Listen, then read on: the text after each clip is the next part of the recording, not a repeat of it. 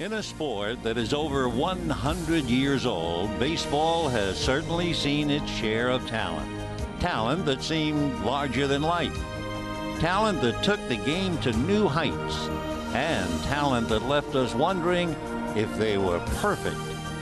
Today, all throughout America's pastime, we stop to remember a man whose talent on the playing field was second to none. But it is what he went through off the field that has left us in awe over 60 years later. Jackie Robinson embodied the definition of courage. He showed us strength, and he proved anything is possible. But it would be a travesty to just remember Jackie Robinson on this day, because we live in a world he impacted so profoundly every day. Hi, everybody, and a very pleasant Sunday afternoon to you, wherever you may be, as we celebrate Jackie Robinson Day today. The first ball ceremony was handled by two very marvelous former Dodgers. For instance, there was Don Newcombe, who was 20-5 for the world champion Brooklyn Dodgers. Hit 7 home runs, the first National League pitcher ever to do that.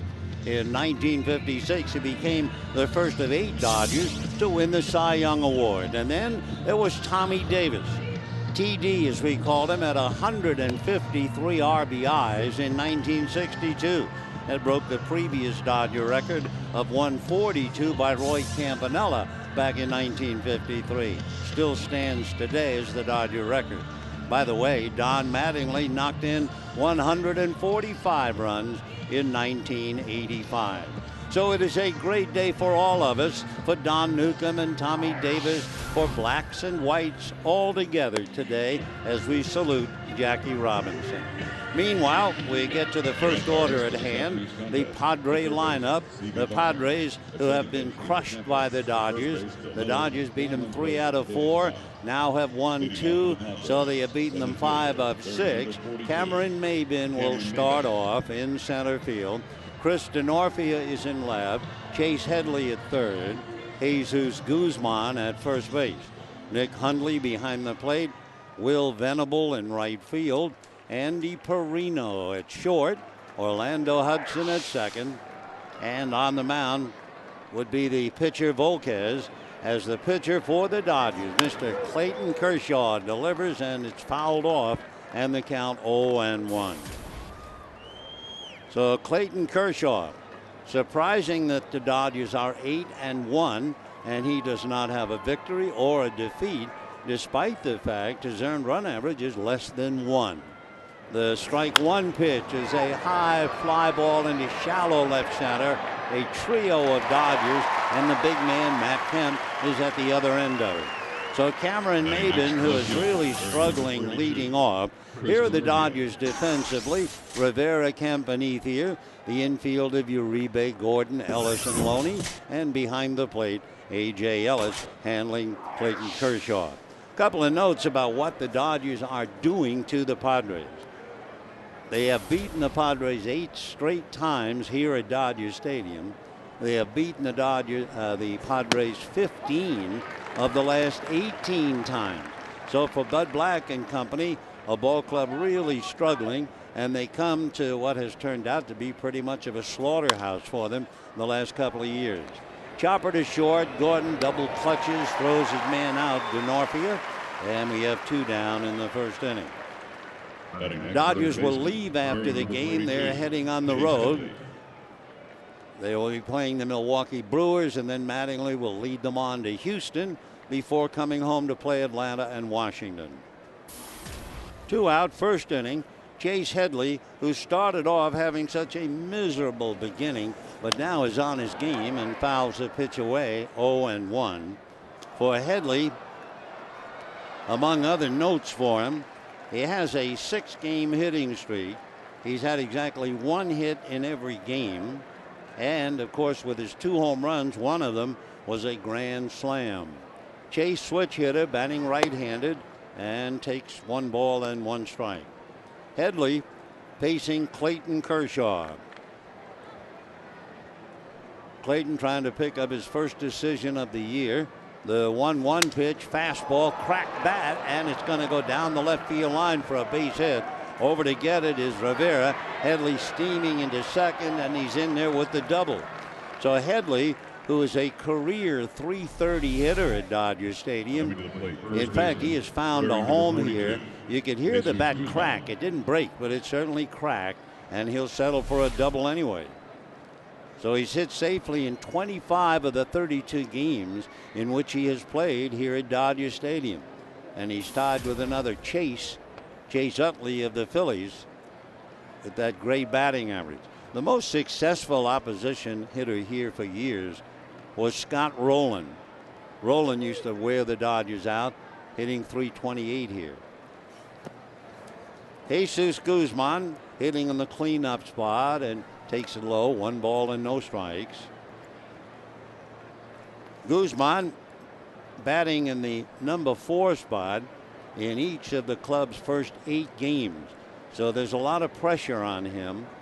But of course, Guzman is out there in left field because they lost Carlos Quentin. Quentin should be ready, they say, in May. Big swing and a miss, and the count 1 ball and 1 strike to Jesus Guzman backing out, trying to pick up Headley. No score, we're just starting. Headley taking his lead. Guzman, who spent 10 years in the minor leagues, trying to stay this time. The 1-1 pitch on the way, swung on and missed. 1-2. Guzman with the Padres last year at the very end of the year at .312. So they signed him up, promoting him from Tucson. And here he is trying to stay out of Sucre, Venezuela. And Sucre certainly sounds like sweet. And he swings, and it's not sweet as it sours, and he strikes out. So a double by Headley, and that's it. And at the end of half an inning, Padres nothing, Dodgers coming up. Shortstop wearing number 42. Padres get a double against Kershaw, but Kershaw leaves him there, making 11 pitches. Take a look now at the Dodger batting order. D. Gordon at the top of the heap at shortstop, followed by Mark Ellis at second and Matt Kemp in center. Andre Ethier hits cleanup, followed by Juan Rivera in left. James Loney at first base. Juan Uribe is at third. A.J. Ellis is behind the plate, and Clayton Kershaw on the mound. On the mound for San Diego, Edinson Volquez, who's had Tommy John surgery. He's from the Dominican Republic, from a small town called La Sagunwa. At one time, just to add to the problems, Volquez used to be known as Julio Reyes. Then he changed his name to Edison, and actually he then decided to add another N, but we don't get monkeying around with that. So Edison Volquez ready to go to work, and the Dodgers counter with D. Gordon. A bunch bunt to the shortstop spot and no play. So a little punch bunt as D. Gordon finds a way to just catch that shortstop deep enough, and when he hits a ball on the ground like that, no man can get him. So a very fine play. Headley, of course, had no chance, and when you can get it to the feet of the shortstop with Gordon's speed, story's over. So D. Gordon begins with a base hit, trying to add more problems now to the shoulders of Edison Volquez. Gordon poised at the bag. Volquez takes a look over there. No score, first inning, and the pitch crowds Ellis and pushes him off the plate. 1 ball and no strikes.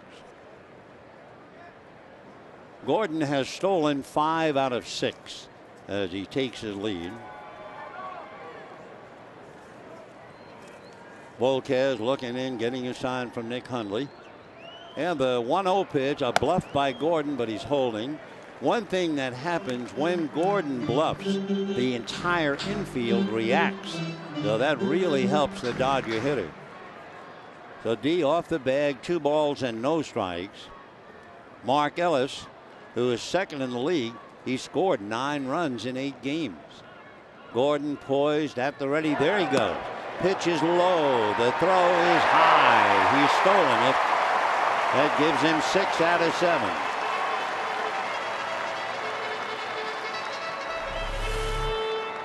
So Nick Hundley has a strong arm, an accurate arm, and a quick release, but it was just high enough for Gordon to get in under the tag. He was hitting the small of the back, but by that time his body had already been on the bag. So Gordon is 6 out of 7, and it just shows you how the Dodgers can perhaps manufacture runs. See if Ellis tries to go the other way now. He takes a pitch off the plate. So he'll go the other way all right with a walk. So the Dodgers first and second, nobody out. And here comes Matt Kemp. Is there a defense alignment? Well, Denorfia, Maben, and Venable, Headley, Perino, Hudson, and Guzman, and the battery of Hundley and Volquez. To give you just a small idea of where Matt Kemp is, in the first 9 Dodger games, Matt Kemp 15 runs batted in. Back in 1953, Roy Campanella had 16. At the end of 10 games, Roy Campanella had 17 RBIs, and Kemp had company with Eric Karras at 15. So let's see what happens now. 2 on, nobody out, no score, first inning, and the first pitch in for a strike, and the count 0-1. So Matt off to a marvelous start.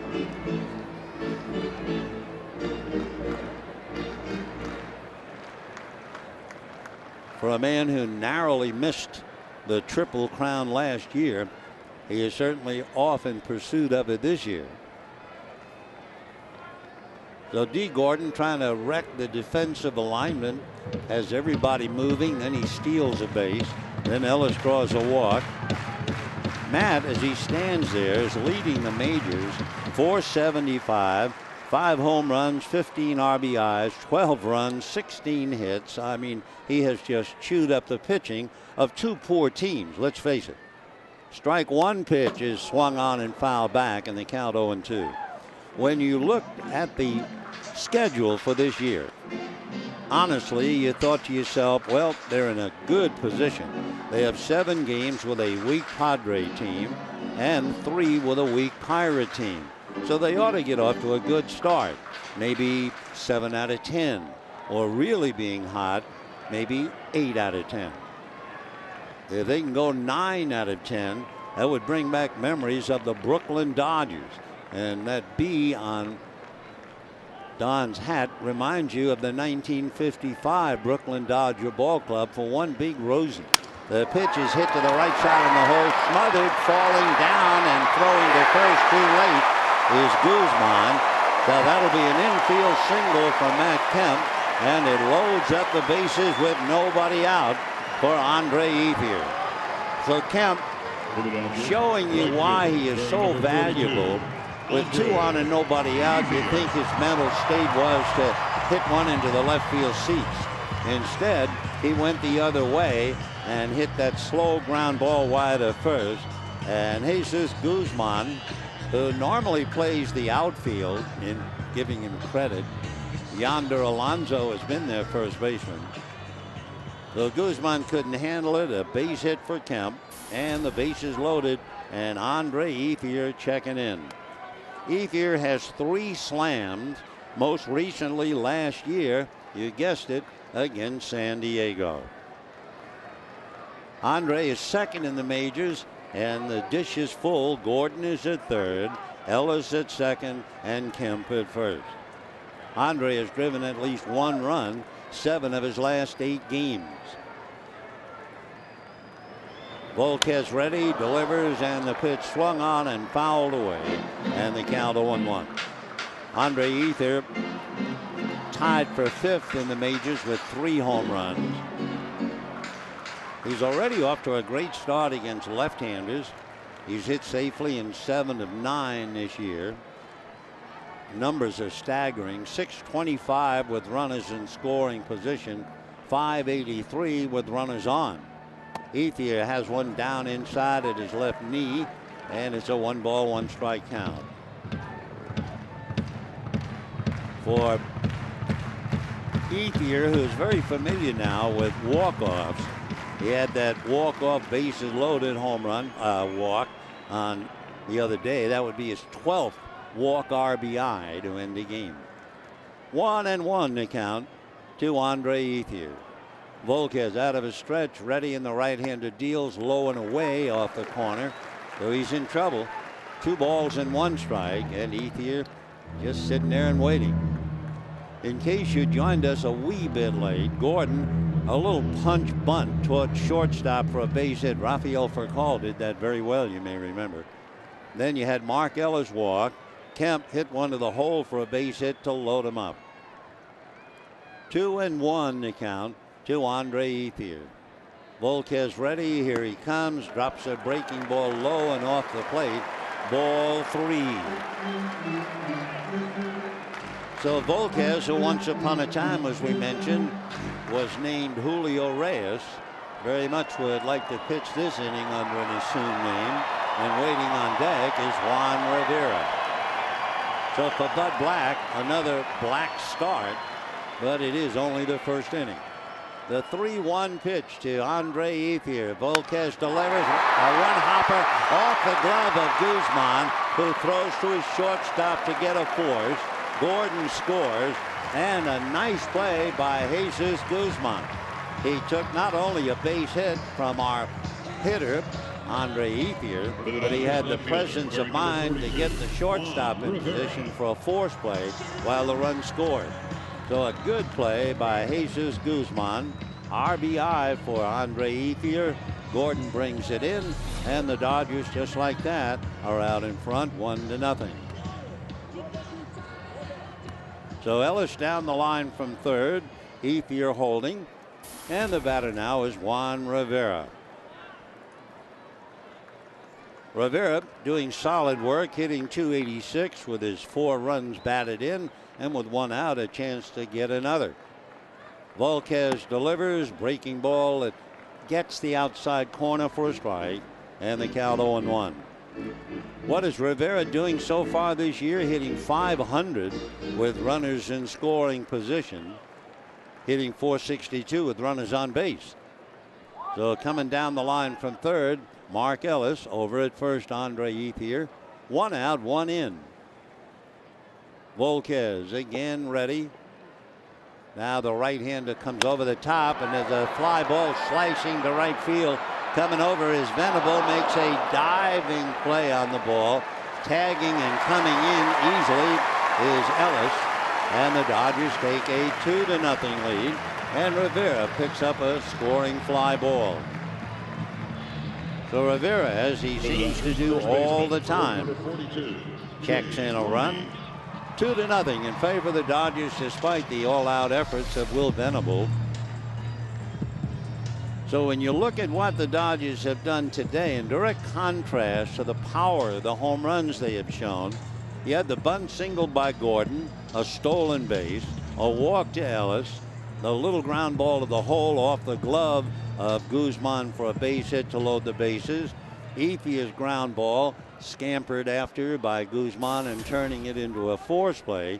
And now a little fly ball to right, a diving catch by Venable, and the second run comes in. So here is James Loney, and Volquez delivers, starts him high and away. 1 ball and no strikes. Loney looking down to third base to Tim Wallach for the moment to see if he has some instructions. Over there at first, Andre Ethier. And James promptly lifts a pop fly to the left side in foul ground. Headley is there to make the catch, and the Dodgers just steal 2 runs in the first inning, just like that. Didn't hit the ball hard at all, but the rules say you don't have to hit it hard. 2-0 Dodgers. Dodgers make it look easy. Scratch for 2 runs in the first inning without hitting a ball hard. And we go to the second. Hundley, Venable, and Perino facing Clayton Kershaw. Kershaw, remember, comes into a game with the 8-game winning streak. And the fastball is swung on and missed, 0-1. Clayton averaging almost 9 strikeouts per 9 innings during the streak. He hasn't lost here since the 7th of August against Arizona. The next pitch is pop foul off to the right, out of play, 0-2. So in his last 17 starts, you go back to July the 7th of last year, he is 13-1. He's won 11 straight here. Eddie Roebuck and Oral Hershiser are tied the longest winning streak at home at 12. Clayton, both feet on the rubber, peeks over the fingertips of his glove and starts to turn on the rubber, and he's not quite ready. Kershaw is 7-3 in his career against San Diego. Strike 2 pitch on the way. A one hopper off the glove of Uribe. He's lost where it is. It's in foul ground. So Hundley hit the ball hard. Uribe tried to backhand it, came up empty. For Hundley, he would love to have a base hit on that play because he is 0 for 21 so far, and he will get the good news, base hit, Nick, so you can relax. For Uribe, just too hot to handle. So Hundley with the single, that is certainly harder than any ball the Dodgers hit in the bottom of the first inning. Will Venable, fleet-footed outfielder, with Hundley at first. Venable squirts one to the hole by the diving Gordon into left field. So just like that, Kershaw is now in trouble. A hard single off Uribe's glove, a ground single by Venable to left field, and Andy Perino coming up.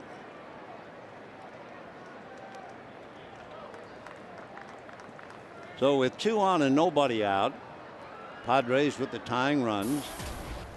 Andy Perino hit his first career home run last Sunday against the Dodgers off Aaron Harang. So Perino trying to move him along with Orlando Hudson on deck. 2-0 Dodgers. Kershaw's fastball jumps in there for a strike. Dale Scott, the plate umpire. Dodgers 2, Padres nothing. Dodgers heading for Milwaukee. Milwaukee and Houston. They'll then come home and face Atlanta and Washington. No balls, 1 strike. Next pitch, ground ball wide to third. Uribe is on it, down to Ellis, turns it to Loney. They get the double play. So Andy Perino with 2 on and nobody out bangs into a double play. Uribe gets his man at second. If Uribe wanted to, he could almost have tagged Hundley. Hundley was running right by him. If he had tagged Hundley, that ground ball could easily have been worth 3. So it's a 5-4-3 double play. Hundley is now at third with 2 out. And here's Orlando Hudson struggling, no hits in his last 14 at-bats. Hudson usually hits well here at Dodger Stadium. He takes a strike, and the count 0-1. In his career, and it's been a long one, over 100 games, Hudson has hit .292 here. Orlando struggling, no hits in his last 14, so he's hitting less than a buck. Takes off the plate and catches the corner on its way by. 0-2. So the Padres have had 3 hits so far, but they're still empty. Now the strike 2 pitch coming up. Down and dirty, backhanded nicely by A.J. Ellis. The old dog has some new puppies. Yeah, he's got some, well, they look turquoise up here. Maybe he found them in the old days in a Florida Marlins locker. He's at that stage, he'd wear anything to come up with a base hit. 1-2 pitch, a swung on as a hopper behind second. Ellis has it, gets it back to Loney, and the Padres lose what looked like a promising inning. Winds up, no runs, win hit, a man left. And at the end of an inning and a half, Dodgers 2, Padres nothing.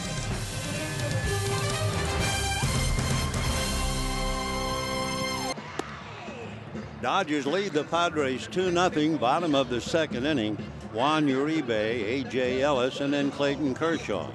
This is Jackie Robinson Day, so I don't think it's overbearing to tell the same story every year on Jackie Robinson Day.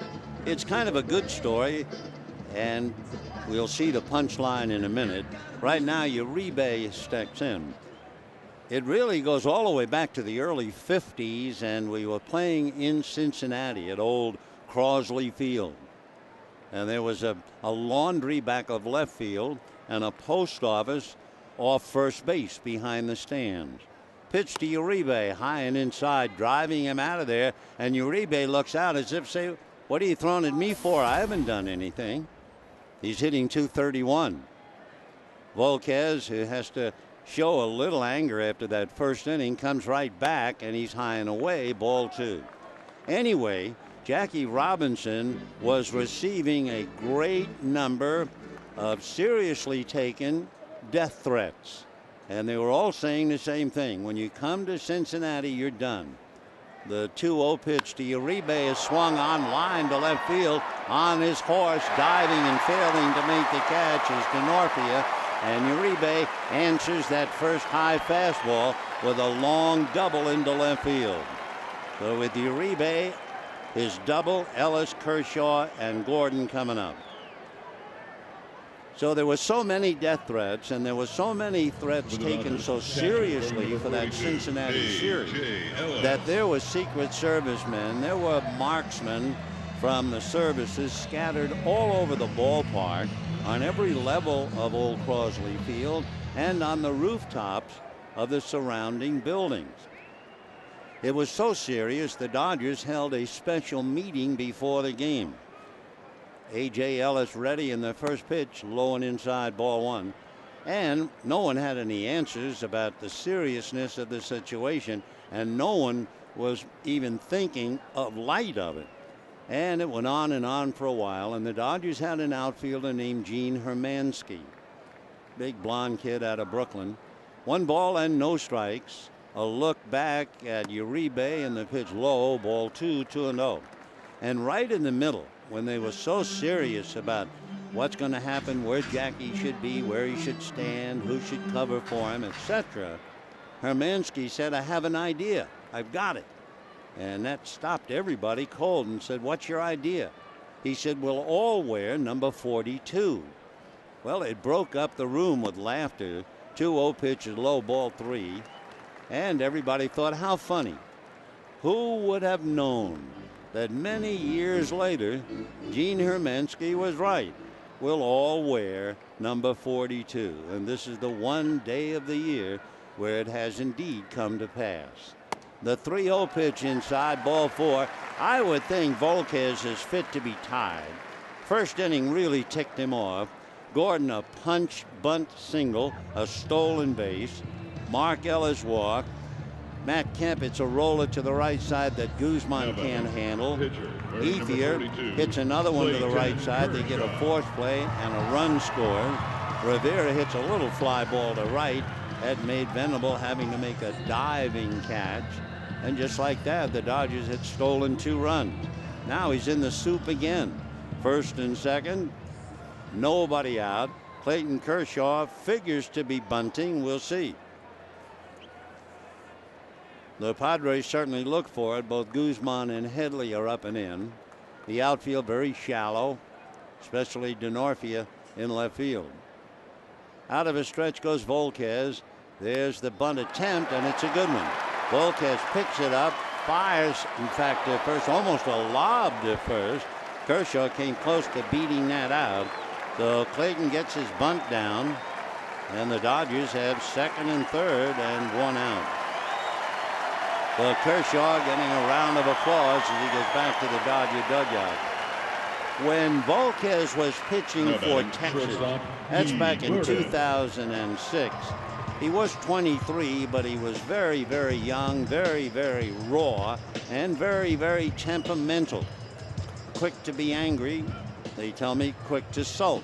So the Rangers finally set up a bunch of rules for him, and I'm sure for the Padres, they've talked to him about those rules because he's been faced with some very bad luck as D. Gordon checks in. Infield is up. Uribe at third, Ellis at second, 1 out. 2-0 Dodgers looking for more and time at the plate. To give you an idea of some of the rules, what happens with Volquez in those early days, if he had a bad inning, it seemed like it took him forever to walk off the field. I mean forever. Right-hander ready, checks the runners, here he comes, and Gordon pulls away on ball one. So they said, okay, if you're going to take your time going off the field, we're going to give you some rules. They are last chance rules. You must beat the second baseman into the dugout after a bad inning. You have no more than 12 seconds to get off the field into the dugout. 1 ball and no strikes. Volquez deals, and it's a check swing, no swing. 2-0 the count. They also said to him that on those games when you are pitching, the only people you are allowed to talk to in the dugout would be the pitching coach or your catcher, or of course the manager too. Another thing, you must keep your shirt tucked in. He got to where he was becoming somewhat casual to that. So the list was quite a ways to go. It included having to shave his head with a particular blade. The next pitch fouled away into the Padre dugout and then skips up and out of it. 2-1 to count. So Volquez certainly had to test those rules in the first inning. Dodgers lead 2-0, and they have a golden chance to add to that. Uribe at third, Ellis at second, 1 out. Gordon, who had that bunt single and set the fire in the first inning, now trying to throw a log on the fire. The 2-1 pitch on the way, and D. Gordon swings, little ground ball to Guzman. He goes to the plate, and it is tagged on Uribe. So Juan Uribe tried to get around Nick Hundley, but Hundley would not fall for it. So if you're keeping score, 3-2. Gordon losing a chance for a run batted in. A.J. Ellis moves over to third. And the batter now will be Mark Ellis, first and third. And the first question you have to your mind, just how long do you think Gordon will stay at first base? He stole second in the first inning. Mark Ellis walked in the first inning and came around to score a run. 2-0 Dodgers. Big breaking ball that drops in for a strike. 0-1 the count to Mark. Hitting .226. Couple of RBIs. But he's done a great job of scoring. And he came home in the first inning to keep not a streak exactly, but almost. He's scored 10 runs now in 8 games. So Gordon at first. Hundley going out to talk to Volquez. And it's a question whether he's going to tell Volquez to concentrate on the hitter with 2 out and get the inning over. Waiting on deck, Matt Kemp.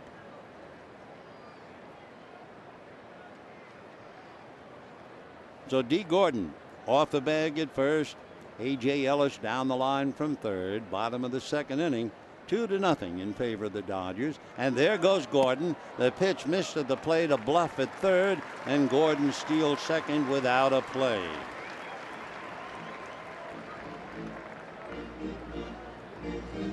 So 7 stolen bases for D. Gordon, and picking up 2 of them in the first couple of innings today. So now second and third, 2 out. 0-2 the count to Mark Ellis. Volquez leans in, gets a sign. Now Edison ready. A look back, and the pitch of the plate swung on and missed, and down goes Ellis. So the Dodgers are not really doing anything offensively. They were lucky to get 2 runs in the first inning, and at the end of 2, it's still 2-0. 2-0 in favor of the Dodgers. Third inning. Edison Volquez to lead it off, and the pitcher takes a strike. He'll be followed by Cameron Maybin and then Chris Denorfia.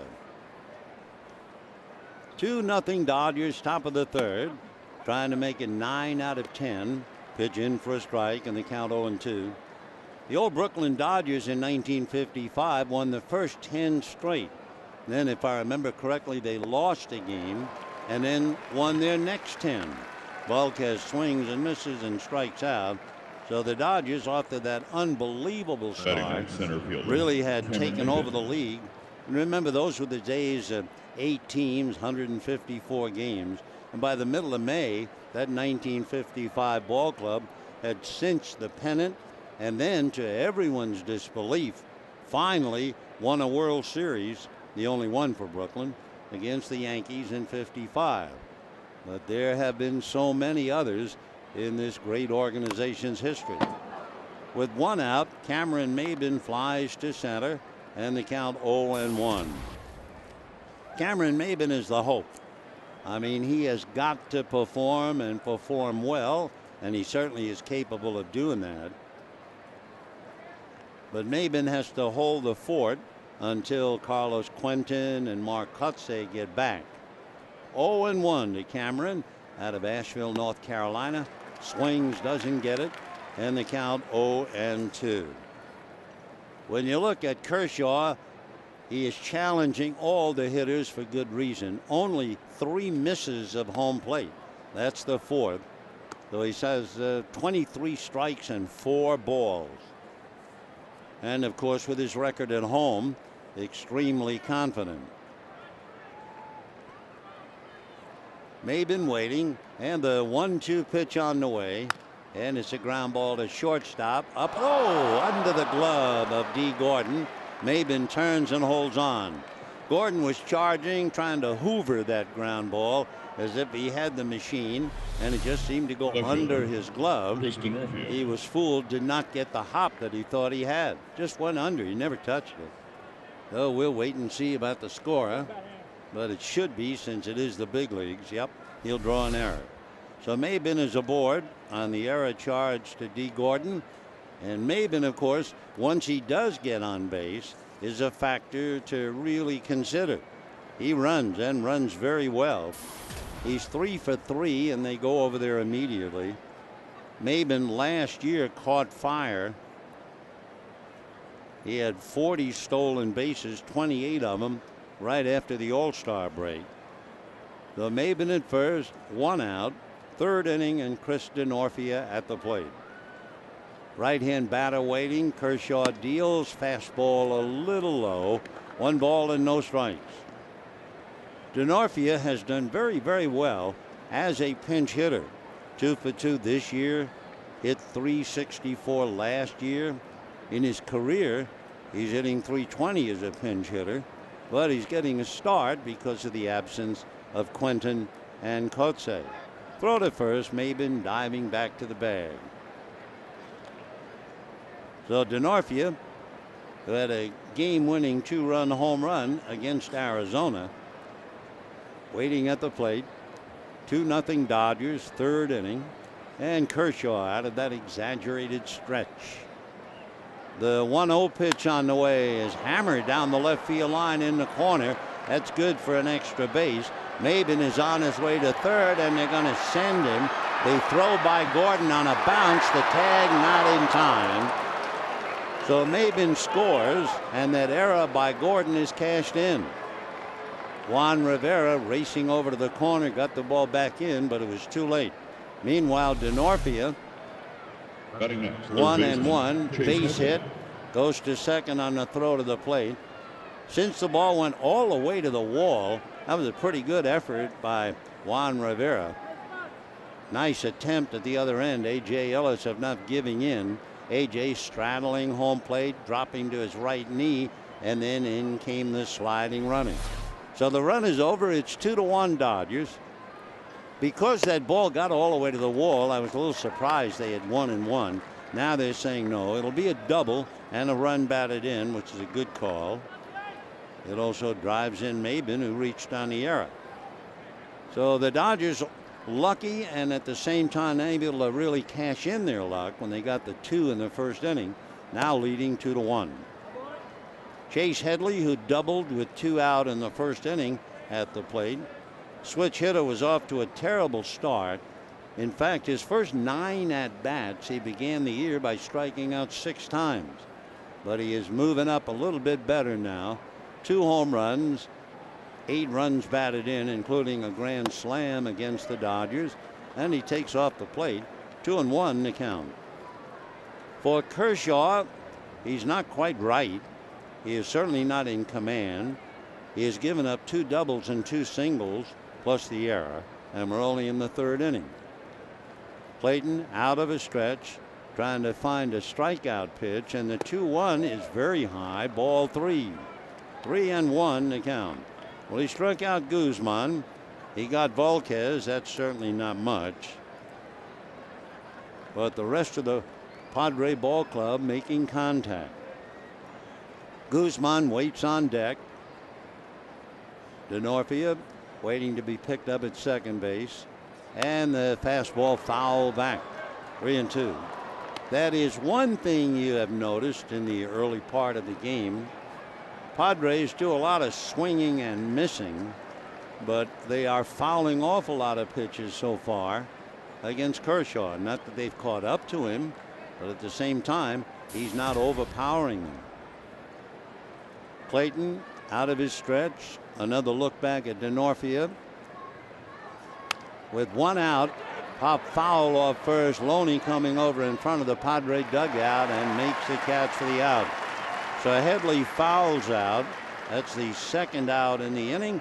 Denorfia had to hold, and the batter is Jesus Guzman. Say be sure to stay warm at the stadium and at home with your Dodgers 50th anniversary sleeve blanket presented by Natural Balance Pet Food. Join the Dodgers Tuesday, April 24th. Take home your very own. For tickets, visit Dodgers.com/promotions. Denorfia, who doubled at second base with 2 out, he's a tying run. Guzman takes a strike, and the count 0-1.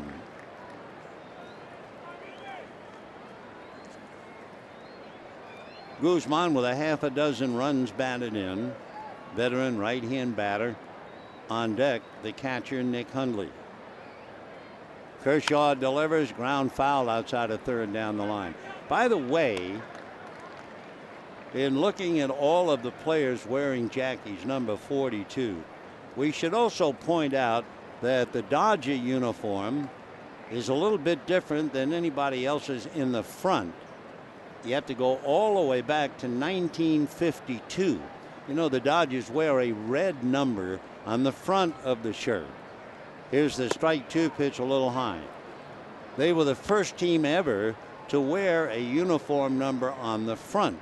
And you go back to April the 18th, 1952, when they first wore that frontal number. And they beat the Giants that day, so Jackie would be happy about that as well. Another first, another anniversary. 60 years of carrying the number up front.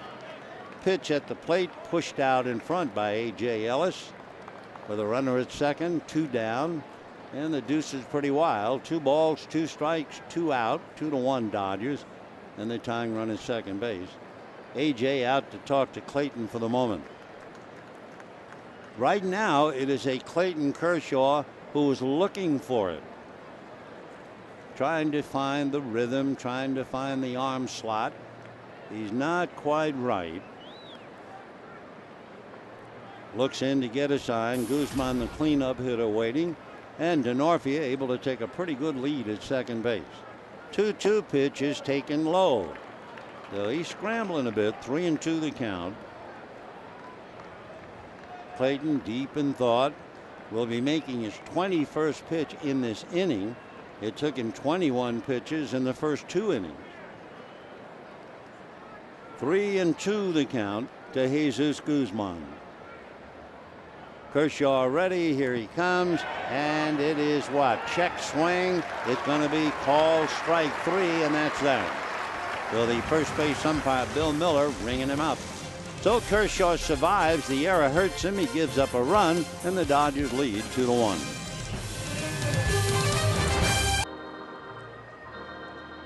Dodgers lead the Padres 2-1, bottom of the 3rd inning. Here's a little combination for you because Kemp and Ethier are coming up. Matt and Andre combined have 30 runs batted in. That's the grand total the Padres have produced, 30. There are 8 teams in the major leagues with less than 30 RBI. So the twin towers of the Dodgers, Matt Kemp and Andre Ethier, have certainly been that and then some. Kemp with Ethier waiting and then Rivera. It's 2-1 in favor of the Dodgers.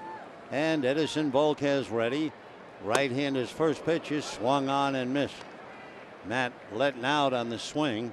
His base hit was a slow ground ball in the hole to the right side. The sometimes first baseman, Jesus Guzman, unable to handle it. No balls and 1 strike. Matt takes off the plate, 1-1. Tell you one thing, you use a great first baseman defensively. He will save his team a lot of errors, and that's what Adrian Gonzalez did. Saved errors, saved his pitching staff. The Padres are very shaky at first base. The 1-1 pitch is swung on, a drive to right. Going back is Venable on the track at the wall. Matt has hit it out.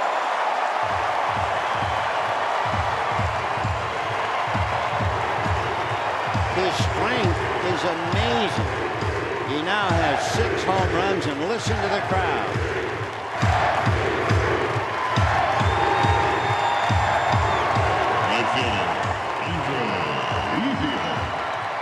So Matt becoming a very difficult guy to follow as he goes the other way yet again. Remember, the home run he hit in San Diego went to right field. It went on top of the scoreboard, and he goes that way again.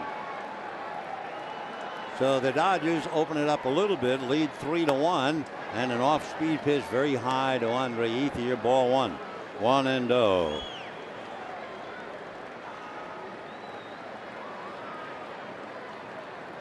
That's the first home run Volquez has allowed this year, and Ethier takes a strike, and the count 1 ball, 1 strike. Matt Kemp off to a great start, and that's an understatement. Now the 1-1 pitch on the way to Andre Ethier, and that's low and inside, ball 2. Ethier hit a ground ball hard wide to first. Guzman got a force play at second, and on the play, Ethier picked up a run batted in. Volquez's next pitch is swung on and missed, and the count runs to 2-2. For Matt Kemp, taking advantage of the 7 games with San Diego, all of his home runs have against the Padres, and none of his home runs have gone to left field. The 2-2 pitch is swung on, and that's whacked into the gap. That's going to fall for a base hit. By the time it is cut off by Maben, Ethier is into second base easily with a double. So it continues. Kemp homers, Ethier follows with a double. Nobody out, and Juan Rivera coming up. Take another look. Matt got a fastball, but didn't pull it. He just hit it inside out. And of course, players talk about staying inside the ball, and he just sliced it to right field over the stand. Of his home runs, all against San Diego, the home runs have either gone to center field or to right field. So he's had a great start against the Padres. Back in 2001, Barry Bonds hit 11 home runs against the Padres that year. And of course, Matt has 11 more meetings after today. The pitch to Rivera, down and away, 1 ball and no strikes. Dodgers 3 runs, 5 hits. Padres just the 1 run, 4 hits. Volquez a look back at Ethier. Rivera had a scoring fly ball in the first inning and fouls it away off to the right. But Matt Kemp was the story here last year. Matt Kemp is the story this year.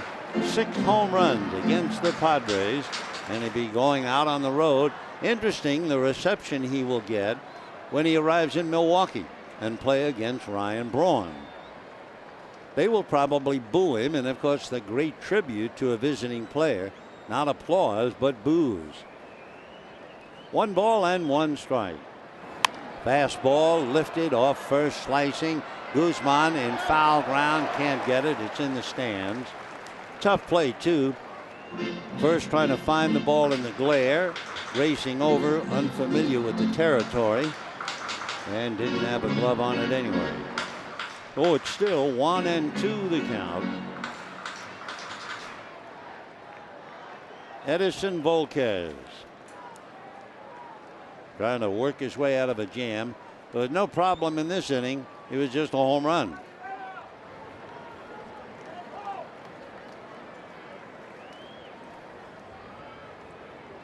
Volquez asking his catcher Nick Hundley to go over the signs again. Remember, the Dodgers have beaten the Padres 8 straight here and 15 of the last 18 here. All right, Nick shuffles the cards. Volquez selects the one that he wants. And the 1-2 pitch, a line drive into the right field corner. Base hit. In comes Ethier. Rivera on his way into second base, has a double and a run batted in, and the Dodgers add yet another and lead now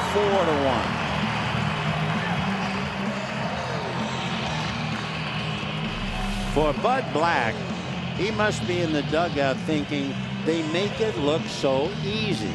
I mean, Ethier walks up and bangs the ball into left center for a double, and then Rivera going the other way, doubles to right field, and in a blink, the Dodgers now have a 4-1 lead against a Padre team that is really laboring. So Volquez will be facing James Loney. They're going to give Venable an error. He cocked his arm to throw. The ball kind of came out of his hand, and he caught it on the fly in the air and fired it in. But just that little mistake gave Rivera the extra base. So it's 1-1. James Loney takes a strike.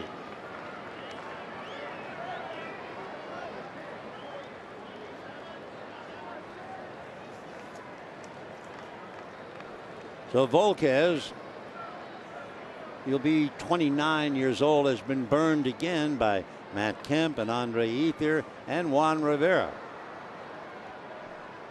Loney fouling one, just did get a piece right into the mid of Hundley. And they count no balls and 2 strikes to James. It's a little tough. He's hitting behind Kemp and Ethier and Rivera, and they are blazing hot. And he's up there ice cold. Rivera taking his lead at second. No balls and 2 strikes. Volquez out of his stretch. A look back at Rivera. Now the right-hander works the hitter in on the hands. 1-2 the count to James Loney. Loney just trying to get on track, trying to get started. 2 RBIs. This is his 9th game. James fouled out in the first inning. Nobody out. Home run Kemp, double Ethier, single error on Rivera's ball. Run batted in. And a high fly ball to shallow left, which is where Denorfia was, and Chris puts it away. So Lane still struggling, trying to make hard contact. Fouled out, little fly ball. And the batter now is Juan Uribe. Dodgers 4, Padres 1, and we're in the 3rd. Uribe took a fastball close to the head in his first at bat, looked out at Volquez, then got back in and answered with a double to the base of the left center field wall. Volquez checks and delivers, and Uribe takes, and it's a strike. 0-1. Uribe built up a reputation of being a first ball hitter. Very much so. At one time, he was the 6th highest first ball hitter in the league. And of course, Uribe is hoped to be the solution at third. The Dodgers, having used 30 third basemen since Adrian Beltre. Strike one pitch is a fastball swung on and missed. 0-2.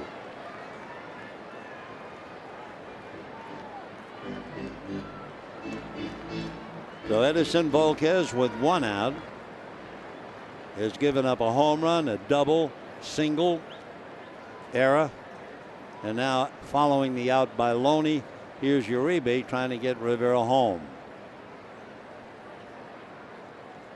Volquez from a stretch, a look back at Rivera, and the next one low looked like a slider in the dirt, and the count 1-2. Volquez, by the way, does a fairly good job of looking at base runners. However, base runners have succeeded 34 out of 54, and he has never picked off a runner. Not yet. 1-2 the count. Edison delivers. Ground ball back at third. Up with it, there's Headley. The long throw to first in time. Moving over on the play goes Rivera. So Uribe grounds to third. 2 down. A.J. Ellis coming up.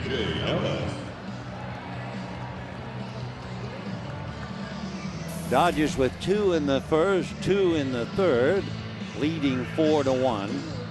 Nick Hundley out to remind Volquez how they want to pitch to Ellis. They pitched very carefully to him in the second inning, and he walked.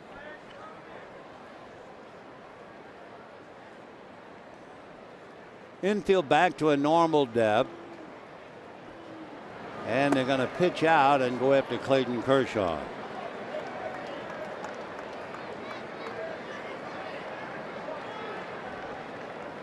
So 1 ball, now 2. Ellis will eventually move along to first base. For AJ, a chance to play every day, and getting this intentional walk, AJ leads the Dodgers. This is the 6th walk that he has received.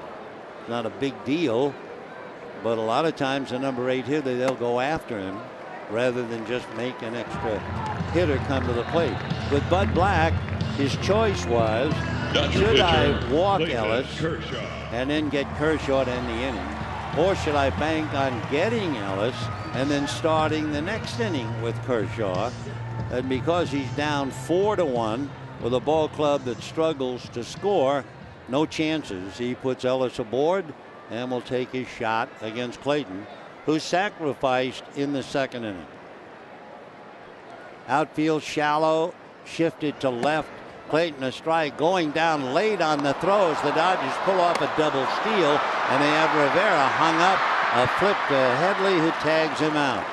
So the plan was, okay, we'll run A.J. Ellis, and if they get him, we'll have our man Rivera come to the plate, but it didn't work. Matt Kemp puts on a show.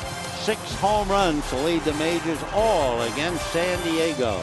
And at the end of 3, 4-1 Dodgers. A lot going on in the first 3. The Dodgers lead 4-1, and Clayton Kershaw getting ready. Dodgers trying to figure out, besides Matt Kemp hitting the ball out of sight, and besides Andre Ethier coming up with another extra base hit, how else can you manufacture some runs against San Diego?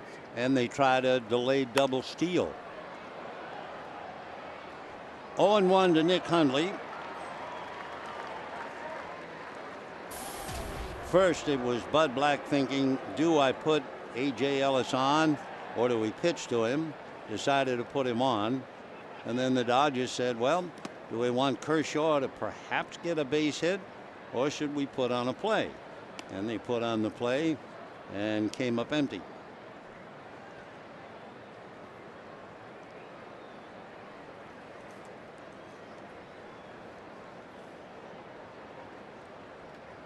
One ball and 1 strike.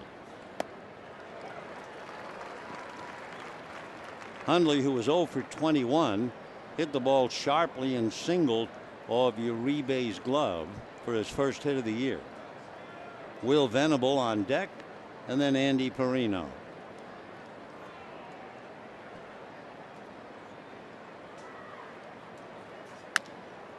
Chopper to short, but cutting in front is Uribe. One away. You know, a reminder, April the 28th, the Dodgers and Nationals celebrate Don Drysdale and Maury Wills bobblehead night, presented by Bank of America. For tickets, visit Dodgers.com/promotions. Yes, you both get the nod.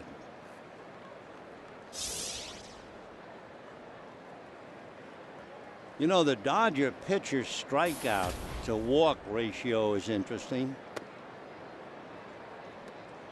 48 innings prior to this inning. 48 innings, 9 walks, 54 strikeouts.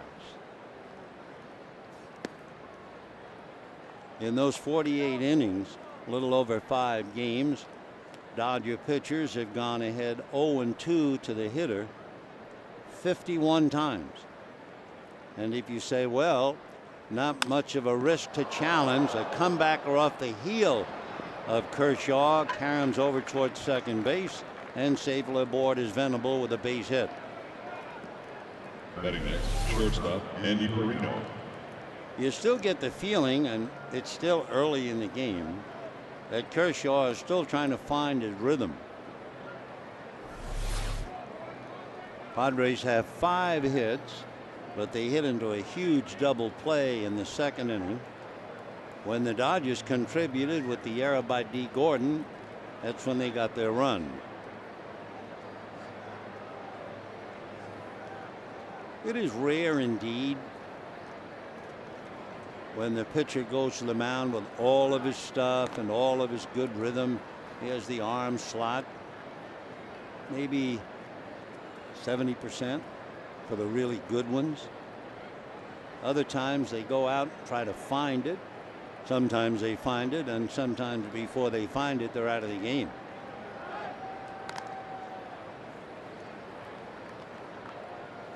One thing the Padres have not been able to answer Kershaw when the going gets tough. Kershaw has really been able to bear down. The Padre hitters are 0 for 5 with runners in scoring position. Now back 0-1.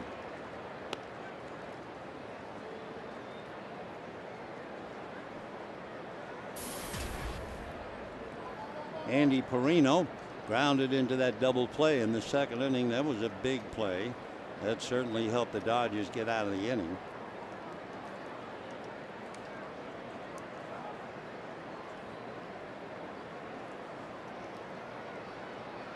Oh, and 1 at his feet. Andy's from Brockport, New York. Went to school you may or may not have heard of, Lemoyne College.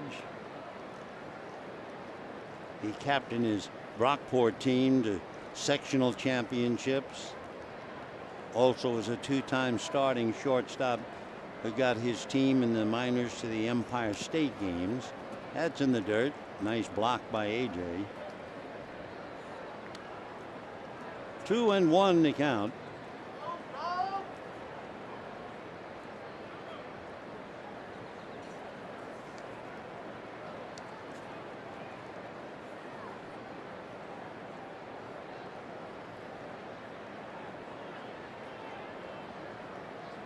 Venable at first, 1 out, and he can run. Ground ball to the hole, base hit.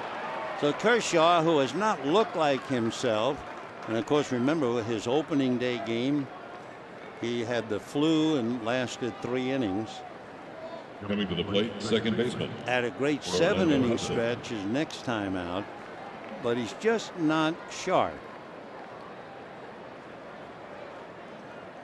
So first and second, 1 out, and Orlando Hudson coming up.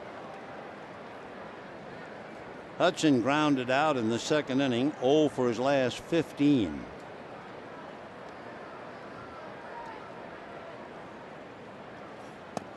And starts him with a strike, going right after him. Hudson, who normally hits very, very well at Dodger Stadium, missed a lot of spring training. He had a strained right groin. 0-1. High bouncer, Uribe on the bag for one, across the diamond for two. How do you do? So the second double play to lift Clayton out of the trouble. No runs, 2 hits, 1 left, and it's still 4-1 Dodgers.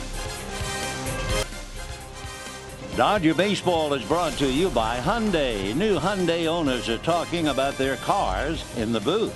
By AT&T, the nation's largest 4G network. AT&T, rethink possible.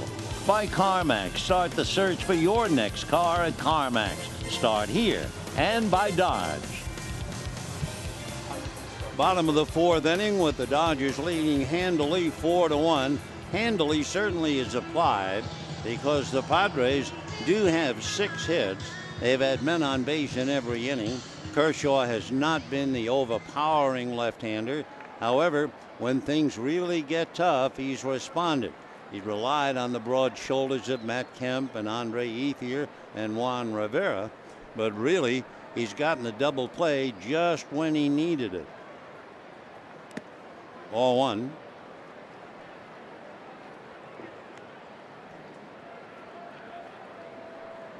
Clayton got Perino to ground into a double play in the 2nd inning. 2 on and nobody out. And then he got Hudson to ground into the inning-ending double play with 2 on and 1 out in the 4th. 4-1 Dodgers. Kershaw followed by Gordon and then Ellis, Mark Ellis.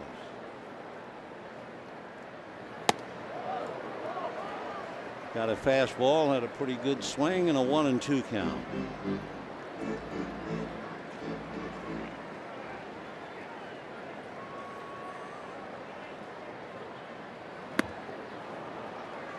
Okay, 1 away. Well, time for you to put your thinking cap on to see if you can come up with the answer to the trivia question. Here it is. What position did Jackie Robinson play when he made his debut in 1947? I almost gave it away just talking about Jackie.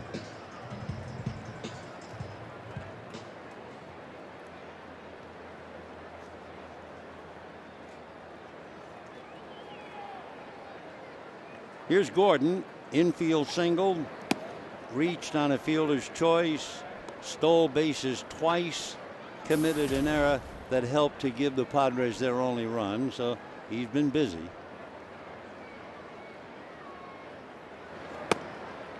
That's a high strike. 0-2. Volquez is due to lead off the inning in the 5th. Oh, we'll see what Bud Black does. Fouled away. Dodgers are off tomorrow, and they'll play Tuesday, Wednesday, and Thursday in Milwaukee, and then go down south and west to Houston. They'll come home and play Monday, Tuesday, and Wednesday nights with Atlanta. Next Thursday, an off day, and then the weekend with the Washington Nationals. 1-2. Dodgers trying to make it 9 out of 10. A rather amazing homestand. However, they'd be the first to admit they're not beating the 1927 Yankees or anything like that. But the point is, you got to beat them. Boy, what a nice play by Andy Perino. It looked like just a big high bouncer. He got rid of that ball as quickly as anybody can. What? Here comes Andy. Gone. And that's the way you commit errors because of the speed of D. Gordon. But Perino made a wonderful play. 2 down and Mark Ellis, the batter. One of the more marvelous players, talking about getting rid of the ball. He's in the Hall of Fame. But he was with Pittsburgh, Bill Mazeroski. And Mazeroski, it was as if the ball never really reached him. It just went through him. Ball 2.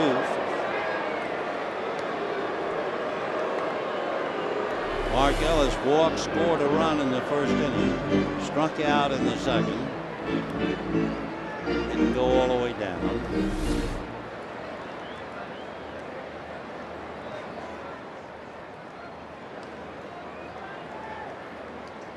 light breeze blowing to right field.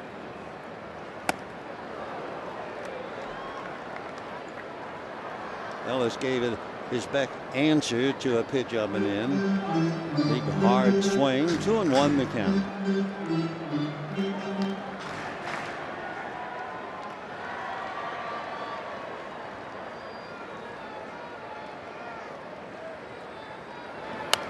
Fouled away upstairs off to the right. 2-2. Mark has done a very good job going the other way, trying to move runners along. As he said when we were in San Diego, I'm not going to the Hall of Fame. I'm just trying to help this ball club. 2-2. Big chopper wide of third off the glove of Headley. Perino might have had a play. The ball was not hit hard. Headley figured he could cut in front of the shortstop, and it was For the Dodgers, center fielder, Matt Kemp. So here comes Matt Kemp. And of course, any Padre infielder, if he does commit an error, make a bad play, allowing Matt Kemp to come up to the plate, the infielder is the first one to feel the pain. Then it's all on the pitcher. Kemp singled wide of first and homered to right. That'll be an error charge to Headley. And with 2 out, that gives Matt another chance. That's right.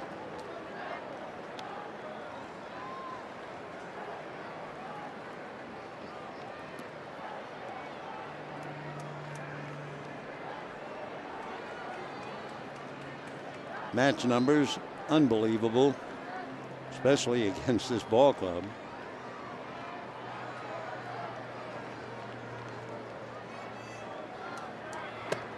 One ball and 1 strike. Matt Kemp, as we mentioned, has 6 home runs against San Diego. The Padres for the year have 6 home runs. Padres are also weakening their own cause with errors. So far, the club has made 13 errors. Whoop. 2-1.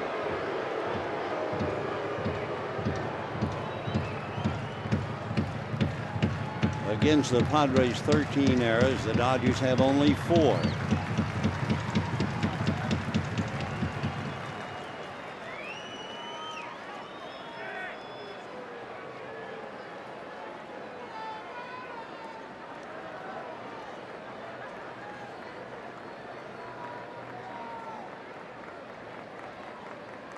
There, a bluff at first base, and ball 3.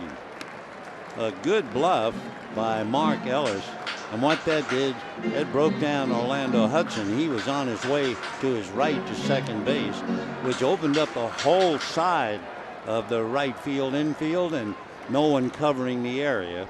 So that was a great fake, and it would have helped Kemp had he had gotten the ball to hit. 3-1.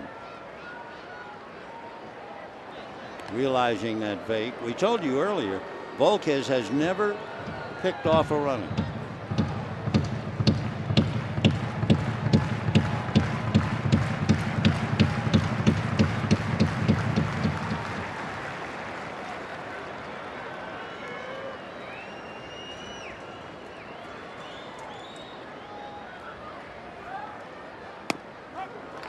And that got a corner, Matt. That will certainly not endear you with the umpires.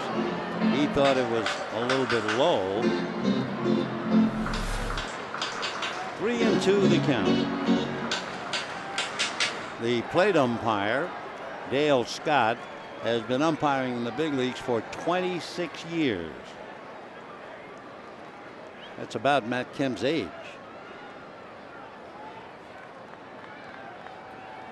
There goes the runner on ball 4. So Matt, who had singled and homered, gets a walk. Dodgers right fielder, and that'll bring up Andre Ethier, and there's certainly no rest for the weary. in the Dodger lineup. Once Ellis reached on that ground ball that was kicked by Headley, that put a lot of pressure on Volquez. He's down 4-1 anyway. And he walks Kemp, and now he gets Ethier with 2 out. And one of the things, at least based on the background, Padres want to make sure that Volquez is still spirited enough to hang in there. Kemp, Ethier, and Rivera. With runners in scoring position this year, Ethier 5 for 9, hitting .556. Kemp 6 for 11, .545. And Rivera 5 for 9, .556. Rather remarkable numbers even this early in the year. Ethier hit into a force play in the first inning, a hard ground ball wide at first. Guzman was able to knock it down and get the front man. Then last time up, Ethier doubled into the gap. They have to keep Denorfia straight away in left field, so the vulnerable area is all of left center.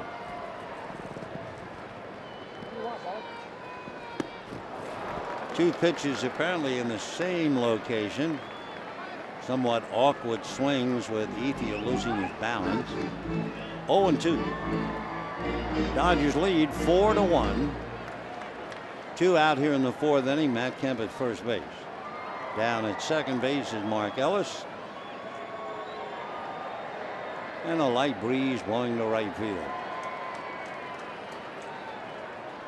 Ethier, 15 runs batted in, 3 home runs. In the dirt, nice save by Hundley.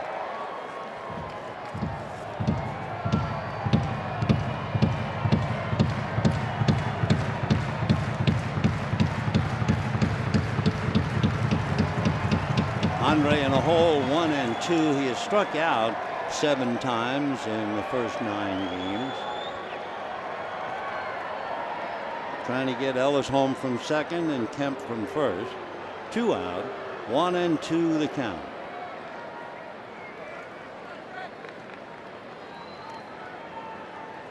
Dodgers trying to beat the Padres 9 straight at Dodger Stadium and 16 of the last 19 here. In the dirt, another nice block by Hundley. 2 balls and 2 strikes. Nick has certainly held down the fort behind the plate, even though he's been struggling with the bat. He was 0 for 21, but he's 1 for 2 today, so 1 for 23. Good, quick, young catcher, strong arm, quick release.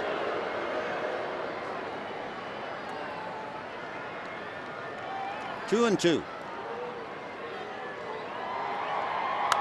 Fouled away. Dodgers 4. Padres 1. And the deuces are wild. 2 balls, 2 strikes, 2 out, 2 on. Managing Club began the day 2.5 games in front of Arizona. And the big bulletin in baseball, certainly in the National League West, Brian Wilson, the Beard, the guy who came in and saved so many games for the Giants, looks like he was going to have Tommy John procedure, and he'll be done for almost 2 years. Ethier hits one to left field. Denorfia angling and backhands it on the run, and that'll be that. No runs, no hits, and there are 2 left. And at the end of 4, 4-1 Dodgers.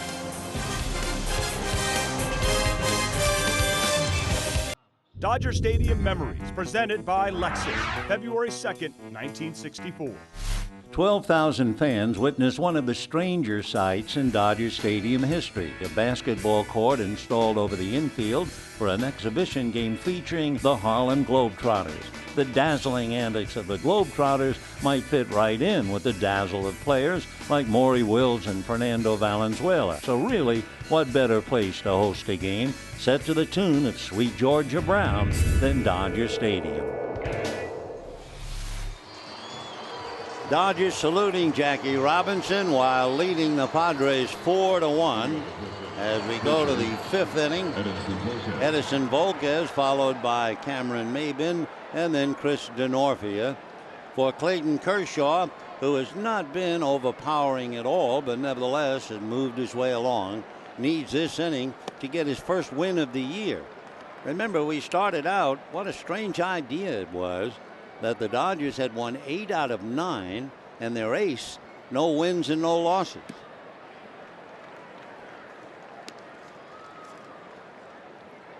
For Kershaw, and to me, one of the tip-offs really was that swing and a miss. It brought up the point that we mentioned earlier. That's the ground ball slowly to short. Gordon, in a hurry, loses his balance and gets his man anyway. Loney cheats a little bit over at first base. Every experienced first baseman does the same thing. But it is very close as to whether he's on the bag or not.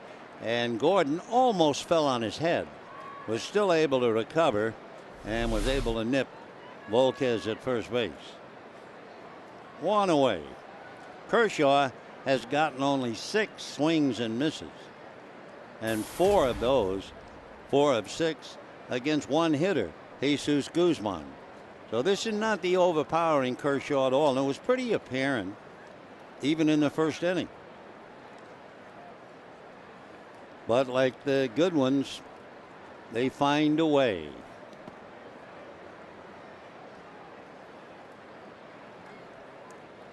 Cameron Maben flied to center, reached on the error, scored the Padre run.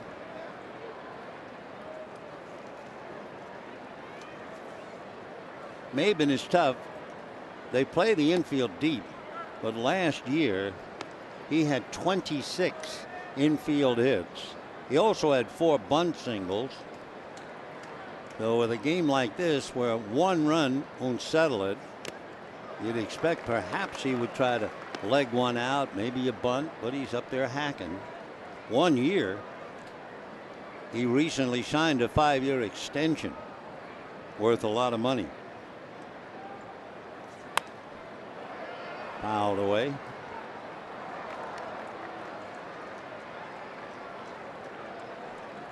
So Cameron Maben, who has reached base safely, either hit or walked 8 of the first 9. And reaching on the error means 9 of the first 10. Pops it up. Big league pop fly. Mark Ellis out there using all of those years of experience to handle a towering pop fly.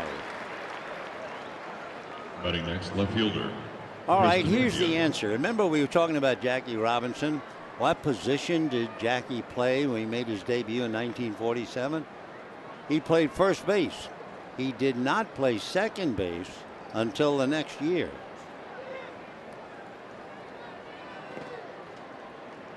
The crowd opening day on this day in 1947 at Ebbets Field, 25,000. Jackie went 0 for 3. Dodgers won the game 5-3 against the then Boston Braves.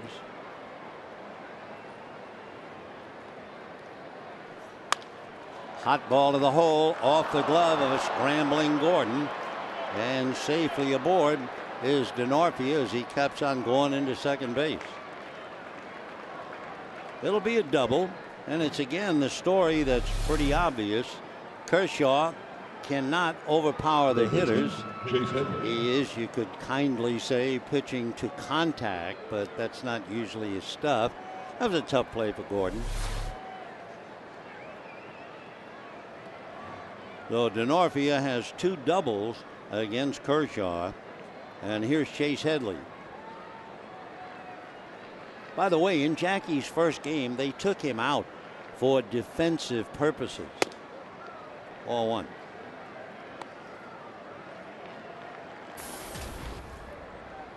At the time, they played Jackie at first, took him out in favor of Howie Schultz, big, tall first baseman. Jackie had played second and short in the Negro Leagues and in the minors, but the Dodgers had Eddie Stanky and Pee Wee Reese, so they really had no established first baseman, and that's why they tried him there. His first year, Jackie hit .297 and he had 12 home runs. But the tip-off, he led the league in stolen bases with 29, and he was second in runs scored, 125. Check swing, little roller. Kershaw says he'll do it. He goes to the bag, and that'll be that. So at the end of 4.5, it's still 4-1 Dodgers.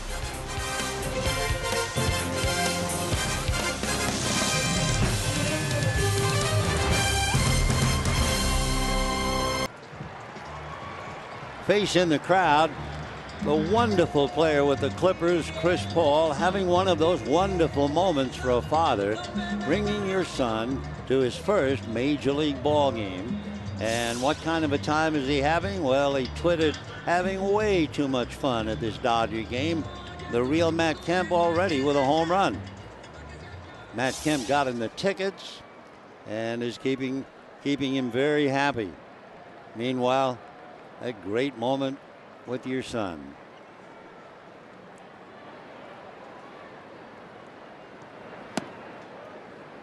Dodgers lead 4-1. Rivera followed by Loney and Uribe. For the Padres, they've had men on base in every inning. They're not going to get a Kershaw very often that they've drawn today. And what have they done? They are 0 for 7 with runners in scoring position.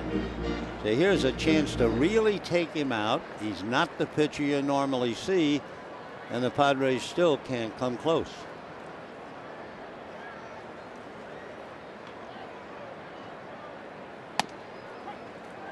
That's a strike. 2-1.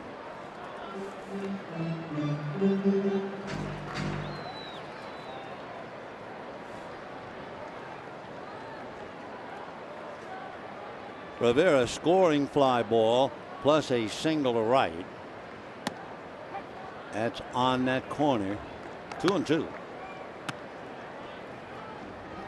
Dale Scott, the veteran, as we mentioned, 26 years in the big leagues.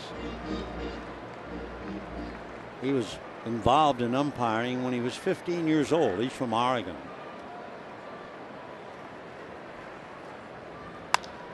Hard ground ball. Quickly up with it, Perino. One away. For the Dodgers, first baseman Edison Valquez has not had great defensive help.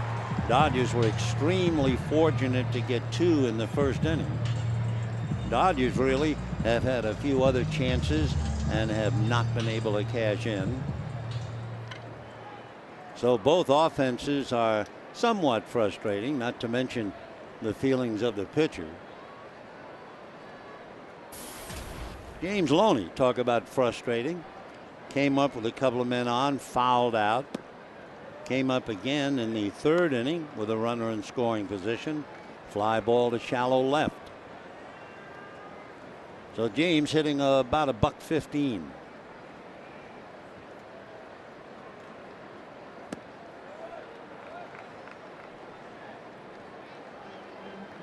2-0. Valquez walked Ellis in the first inning, walked Kemp in the fourth, and has walked A.J. Ellis twice, once intentionally.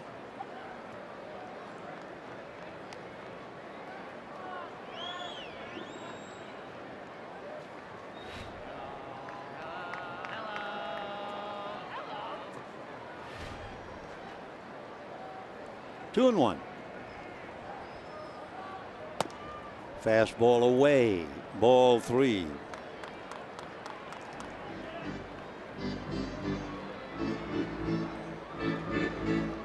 Valquez has had back-to-back workhorse innings. 24 pitches in the third, 27 pitches in the fourth, 51 pitches in the last 2 innings. And he walks Loney.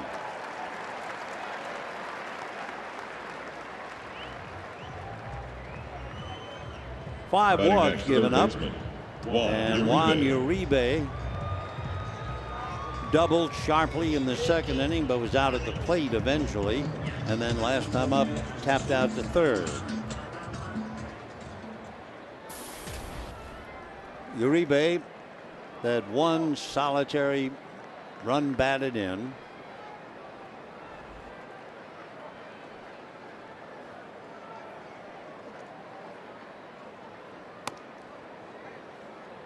One ball and no strikes.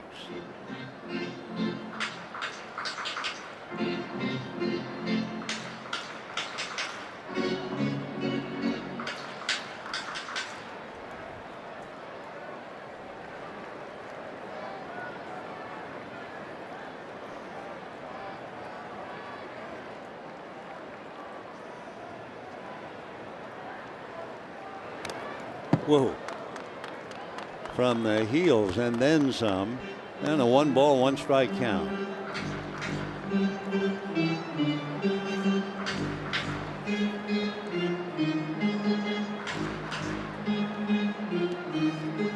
Last time that Volquez pitched was against Arizona.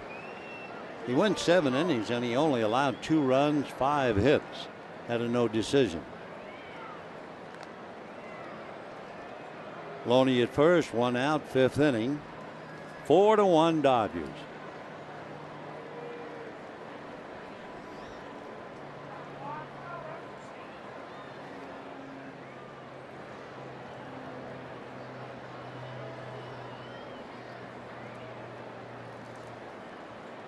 One and one. Shot up the middle. They'll get 1. No play at first. So Uribe hits into the force play. That takes Loney off the bases. And with 2 out, it'll bring up A.J. Ellis. Coming to the plate, Dodger catcher A.J. Ellis. Ellis walked in the 2nd inning. And then they gambled. They decided to walk him in the 3rd. Make sure that Kershaw wouldn't come up with a base hit. The Dodgers felt Kershaw probably wouldn't come up with a base hit, so they decided a delayed double steal, and it didn't work.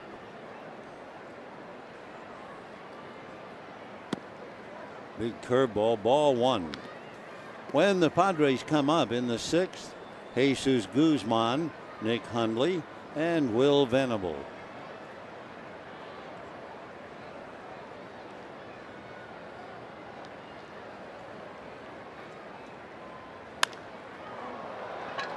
Going out is Orlando, coming in with a far easier play, but Orlando's stubborn. He's going to make the play. So Venable had to just stand and watch. No runs, no hits, a man left. The end of 5, 4-1 Dodgers.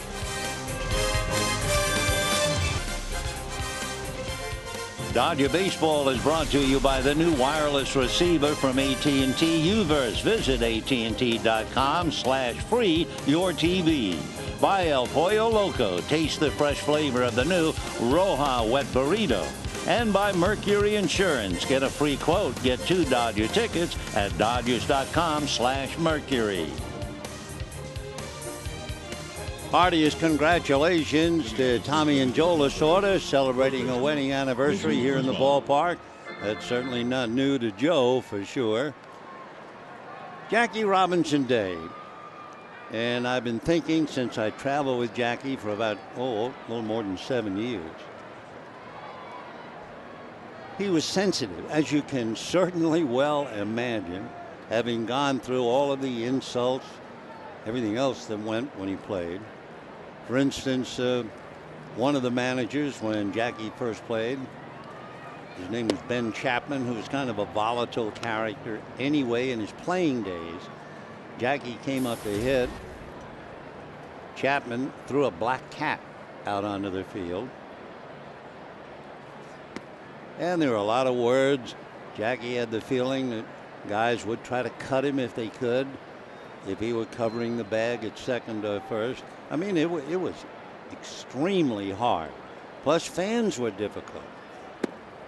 And I remember one time, Dodgers were playing in Philadelphia. It was a very, very, very hot day. And a gentleman, a good-natured soul as it turned out, was just outside the one door at Old Shibe Park, where the visiting team would come out that one door. the bus waiting for the team would be right at the curb.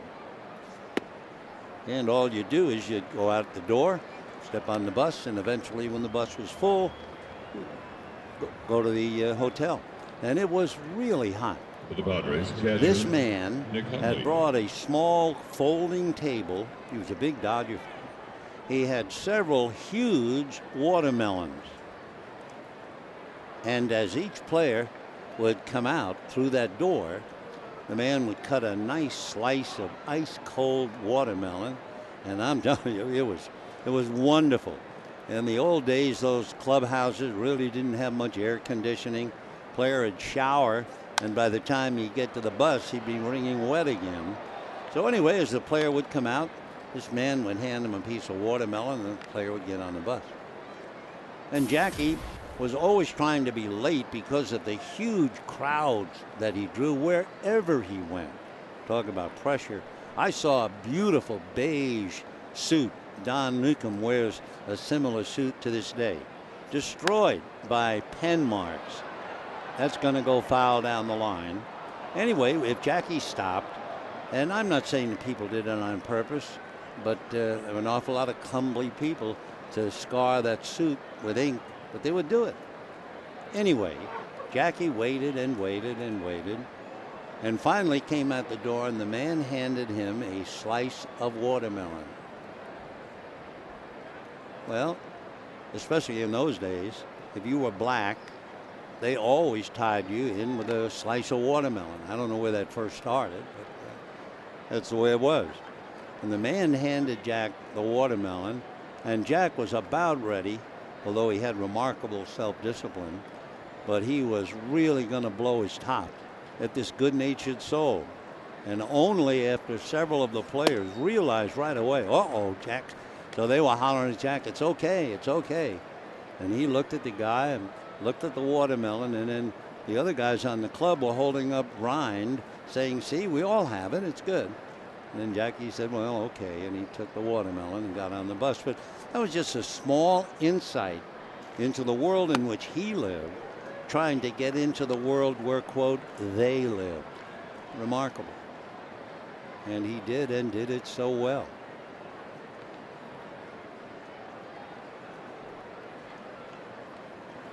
Nick Hundley, infield single, grounded to third, 1 for 2.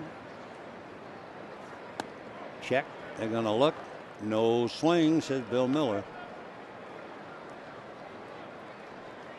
Guzman at first, nobody out, 6th inning.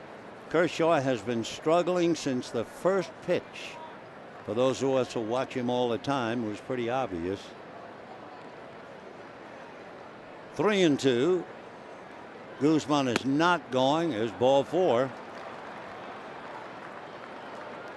Now remember, the Padres are 0 for 7 with runners in scoring position. They've had men on base in every inning. They have 3 doubles. And Kershaw is just hanging tough. Fielder, Will Venable. He made 68 pitches in the first 5 innings. Left-hander Bud Black, who was a tough left-hander in his day, knows all about his opposition. The Dodgers have Uribe in on the grass. Venable is 2 for 2 with base hits.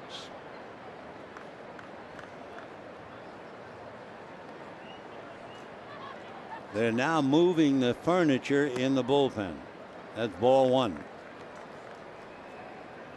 Normally, when Kershaw is on his game, he goes right after the hitter. Normally, a lot of strikes, hardly any balls, but he's been carrying a safe on his back. Rick Honeycutt is going to go out to see if he can help. Guzman at second, Hundley at first. Nobody out. 6th inning, and the Dodgers lead 4-1. Josh Lindblom gets up in the bullpen. He's been a blessing for the Dodgers. You probably know because Ted Lilly came on the roster last night and how well he pitched, allowing just 1 run. And Todd Coffey, with a tricky knee, went on the DL.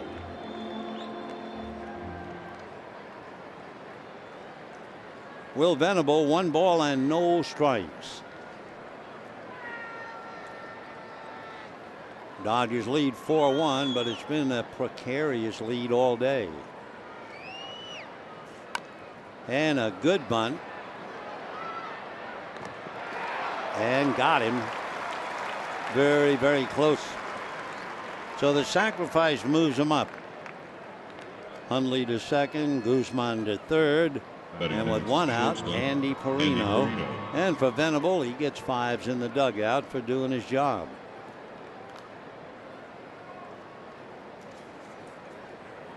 So Andy Perino taking over at shortstop for a while for Jason Bartlett.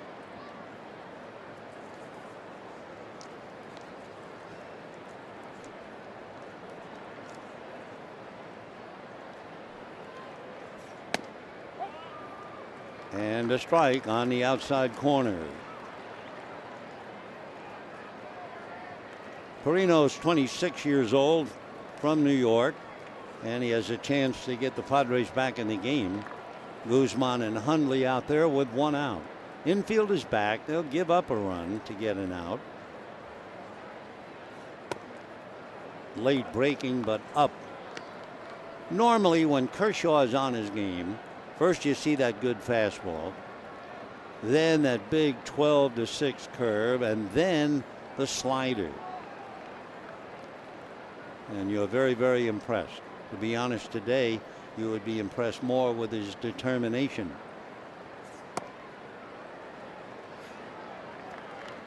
You know when Clayton Kershaw really got my attention? I know it's a big deal that it took my attention. I don't mean that, but it's just something that I will forever have in my mind when I hear his name. It was an exhibition game in Vero Beach. 2-1. 2-2. And it was just one of those games. And here's this kid left-hander named Clayton Kershaw. And he had 2 strikes on a veteran left-hand hitter by the name of Sean Casey. Remember Sean Casey? Good hitter. Cincinnati Reds. Later on went to the American League. Casey came up. Kershaw threw maybe the greatest single pitch I've ever seen. It was such a great big overhand curveball at just that moment. I've never forgotten it. And every time I come to see Clayton pitch, I always remember Sean Casey frozen. I mean, the players laughed, not really at Casey, but just the inability of anybody to hit that pitch. See, now he might have tried to bend that one and it just stayed up. 3-2. Clayton's allowed 7 hits.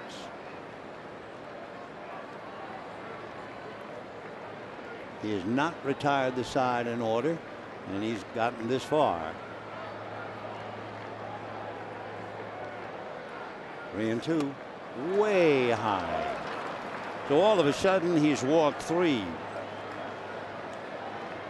For Don Mattingly, going with the best he has, who is suddenly really struggling. For Kershaw, prior to this inning, he had not walked anybody.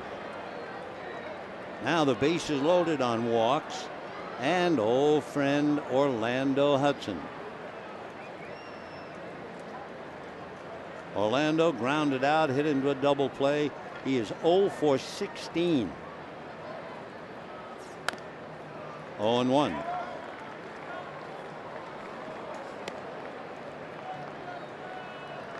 Orlando, of course, have been around a long time.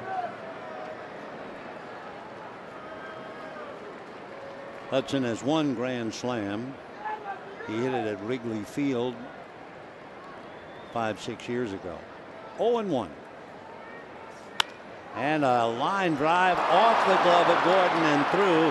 1 run will score, so they will go station to station. Now there are times that D. Gordon is going to make that play, and there are times where you think he's going to make that play and he doesn't. This was one of them. He's been a little shaky at shortstop, and he's going to be that way for at least another year or 2. Ball seemed to fool him. Took more of a hop than he thought, and they'll take that into consideration it'll go as a base hit. So everybody moves up. Guzman brought the run in. Now it's 4-2 in favor of the Dodgers. And that's going to be enough. Yep. Donnie said, I have, like Kansas City, I've gone about as far as I can go. And they're forced to go to Bloom. So for Kershaw, he goes out in a tough spot.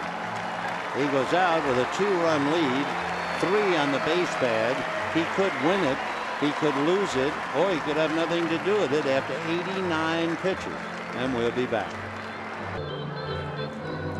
For Clayton Kershaw, did not have his usual stuff, and like all the good ones on that kind of a day, he just would not let go. Got it into the 6th inning, and Finch lost his control and had to come out. So Josh Lindblom in his 5th appearance, and he has just been dynamite, not allowing any runs, and he'll be challenged. Jeremy Hermedia is going to come up and hit. One of the problems when you salute Jackie Robinson is the fact that everybody wears Jackie's number. So I was looking to see, well, okay, who's used the most as a pinch hitter, and it's Jeremy Hermedia, and he's 2 for 4. Yeah, there's the problem.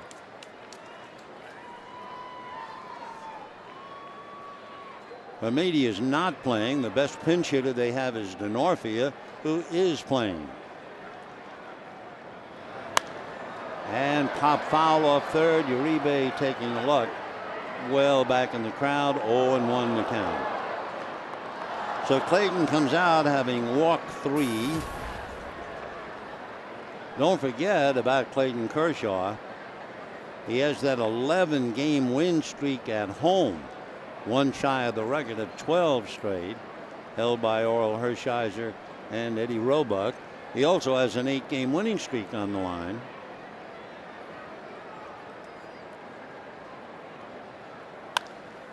Little foul down the line, slicing off play, heading for the stands and back in. So Hundley is at third, Perino is at second, Hudson is at first, and Hermedia trying to keep it going against Lindblom.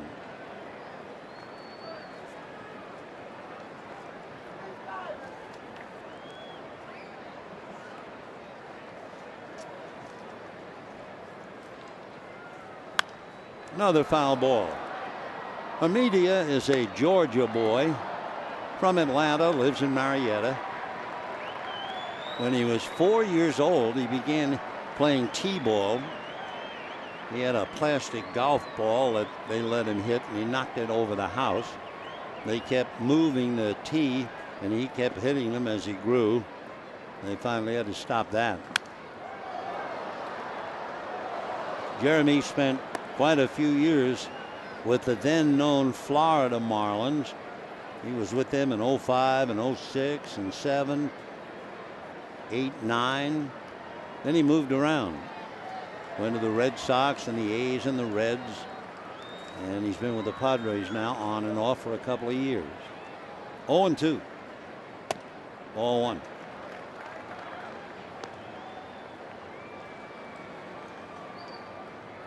Lindblom inheriting a tough situation here. A veteran player up there at the plate with the bases loaded. Josh Reddy, 1-2. Out away. The Astros originally wanted to sign Lindblom, but he turned it down. He went to Tennessee and finally graduated from Purdue. Then the Dodgers signed him, and it was a good move. He just about doubled the signing price from what Houston offered and what the Dodgers gave him. 2-2. Fastball, curve, and slider from Josh.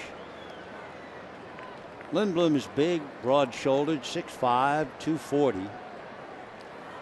Closer for the Boilermakers. Inheriting a very tough spot here.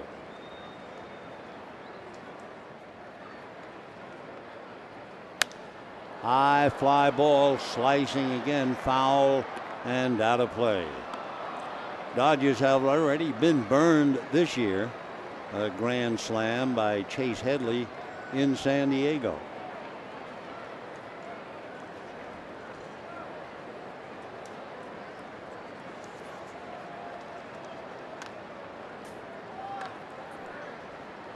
Two and two.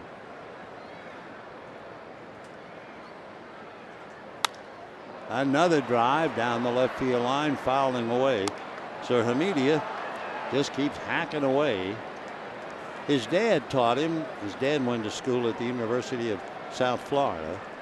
Rick Honeycutt a little impatient, hoping that Lindblom can get a big out. So far, this will be on this pitch a 10th pitch at bat, and there have been 7 foul balls. And that's going to be a base hit. So scoring is Hundley. Right back of him is Perino to score. So the Padres languishing into the 6th inning despite having so many opportunities. And they finally break through to tie it up. So that was a good bit of hitting for Jeremy Hamidia. A 10 pitch at bat and a base hit and 2 runs batted in. So now the Padres are trying to salvage one. They have runners at first and second, still 1 out. And the batter is Cameron Maben. Maben has flied to center, reached on an error, scored, and popped up. And ball 1. So Orlando Hudson is at second. Hamidia is at first. And Maben, trying to keep it going, is the 7th man to come to the plate here in the 6th inning. Good fastball. 1-1.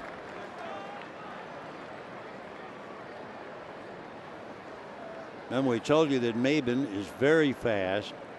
Had 20 some odd infield singles last year.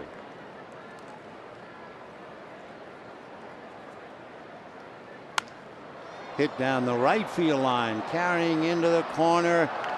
Foul ball. Had that ball landed fairly, both men would have scored. So Hudson back to second, Hamidia to first.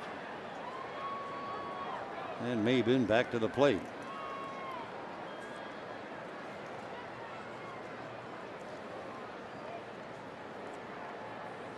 Cameron Maben finally makes it back.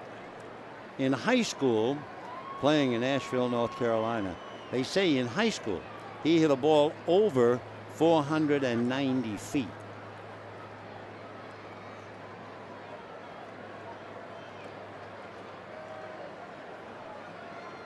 One and two. Got him on a high pitch. So Maben strikes out. And the batter will be Denorfia. Left fielder, Chris Denorfia. By the way, earlier, before Hamidia came up, Jason Bartlett, the seems to be regular shortstop, was out on deck. We did not hear them announce Bartlett, but apparently they did. So Hamidia was really pinch hitting for Bartlett, who was hitting for Volquez. What's important is it means Bartlett has been used up. So they get into a long struggle here and need a shortstop. They've already burned him up. Denorfia grounded to short and doubled twice to left field against Clayton Kershaw.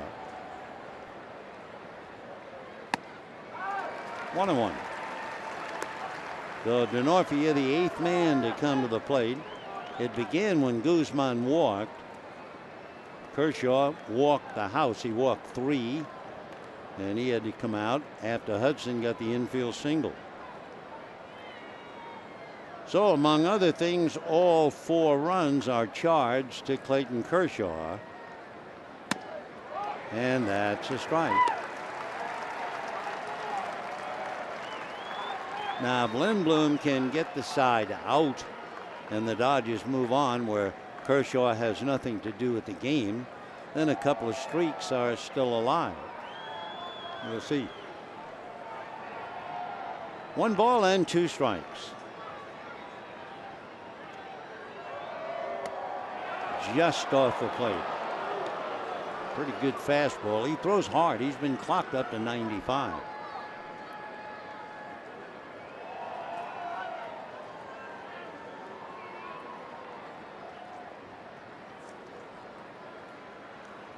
Deuces are wild indeed. 2 balls, 2 strikes, 2 out, 4-4 tie.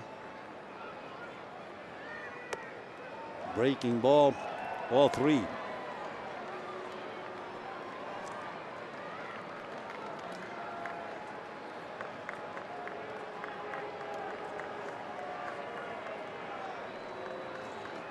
On deck, the switch hitting Headley. 3-2. The runner's ready. Runners go. Fastball fouled away. Chris Denorfia celebrating his 32nd birthday come the middle of July from Bristol, Connecticut. Interesting, when he graduated from Wheaton College, 2 degrees, international relations and Spanish. Runners go. Another foul ball. So for Lindblom, he's just not been able to put a hitter away. He had that long 10-pitch at bat with Hermedia, and that's been outstanding. Lindblom has made 21 pitches in the inning. Kershaw made 21 pitches. So the Dodgers have made 42 pitches in this 1 inning.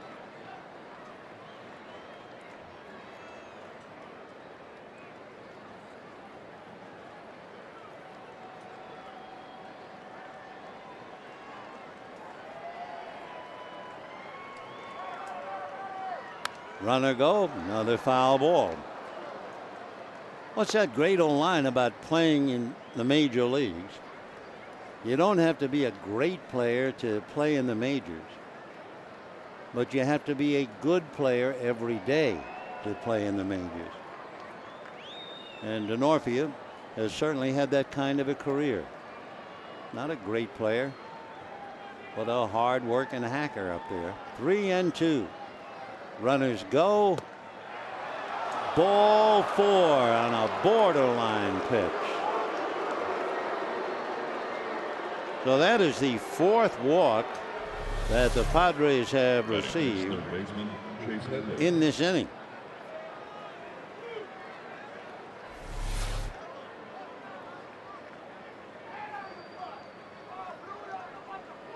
Now Chase Headley. When he hit his grand slam in San Diego to left field, it was upstairs. I mean, it was a bomb. Here he is doubled, fouled out, grounded out. And first ball swinging. Well, you know, that's always the big discussion. You've just seen a pitcher make 21 pitches, unable to put hitters away. And the theory is, well, we're not going to let him get out in front. So first ball swinging and out. 4-4 tie. 4-4, bottom of the 6th inning. Take a look at the Dodger box score and see what's been going on. You can see that, as usual, Matt Kemp's name jumps out. Had a solo home run and a single. RBI. Double RBI for Andre Ethier. And 2 RBIs for Juan Rivera. That in capsule shows you exactly what the Dodger attack has been, those 3 players. Meanwhile,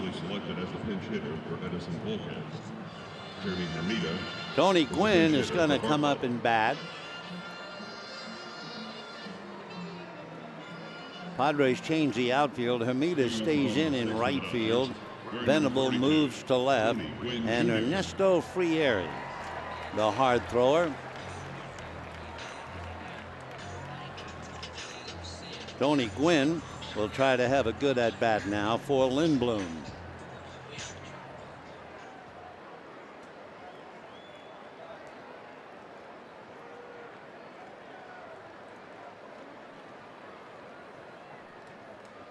And ball one. Tony hitting .231, couple of RBIs.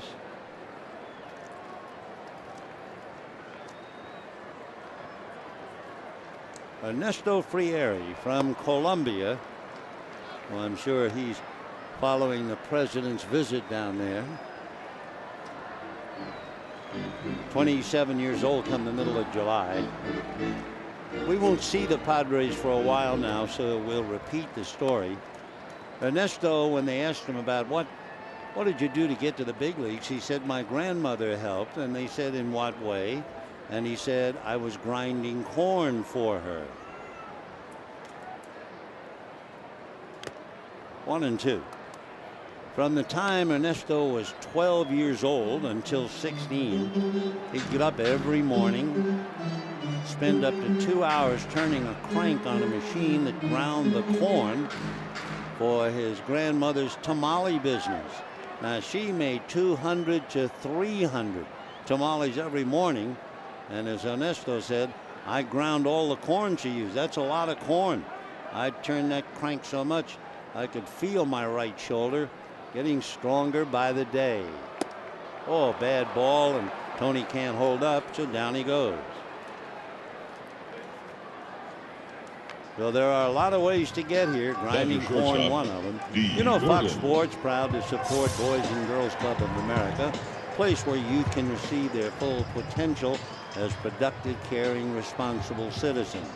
To learn more, please visit greatfutures.org/Fox Sports.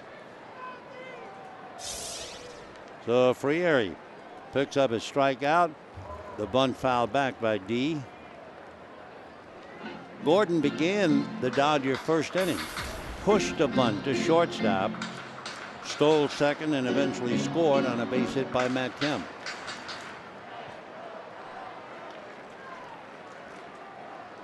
The corners are up, always looking bunt. 0-2.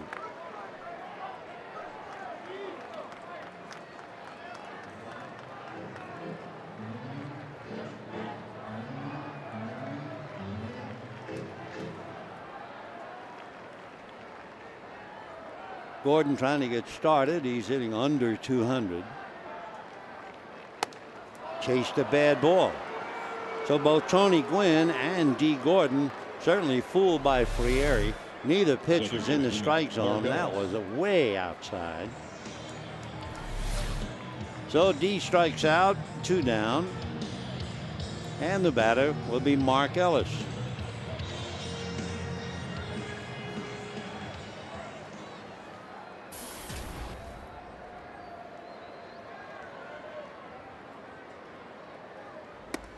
Frieri, who throws hard, has 7 strikeouts in about 5 innings.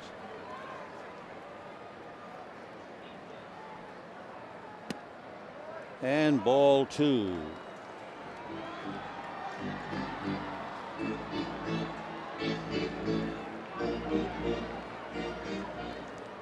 For Clayton Kershaw, 89 pitches today, 8 hits, 3 walks, only 3 strikeouts, and hardly any swings and misses by the opposition.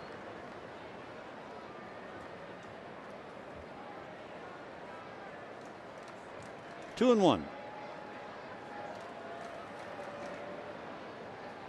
Look out. That got him. So Mark Ellis hit by a pitch as Frieri lets one fly. And you certainly don't feel that he did that on purpose. I mean, if you're in the stands and you're booing that he hit Ellis, and then somebody nudges you and says, hey, look who's coming up. And that's the answer as to whether you think he hit on purpose. Remember the 2 strikes, 1 to Gwynn, 1 to Gordon, way out of the strike zone. Well, there's no way he's going to hit Mark Ellis to allow Matt Kemp to come up.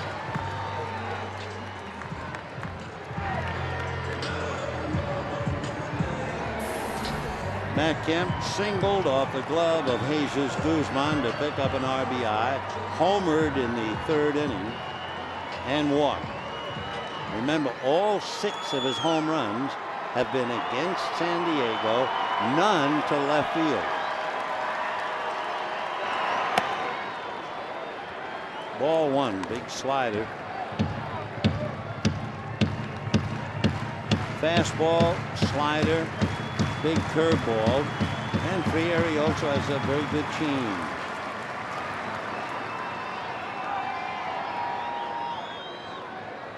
One year with Frieri, his big problem was he threw so many breaking balls, he developed blisters and an ingrown nail.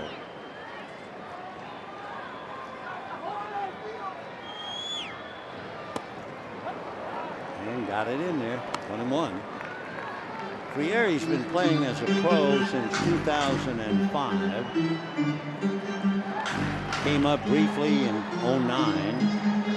Again in 010, and was with the club most of last year.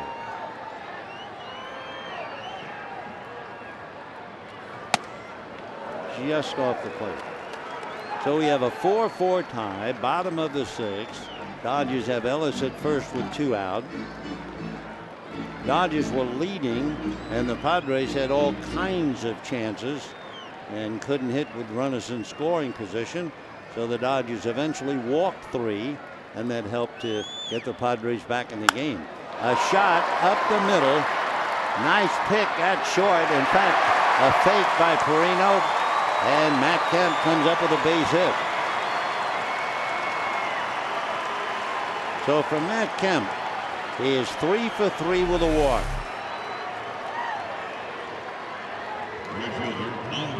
And now you get Andre Ethier.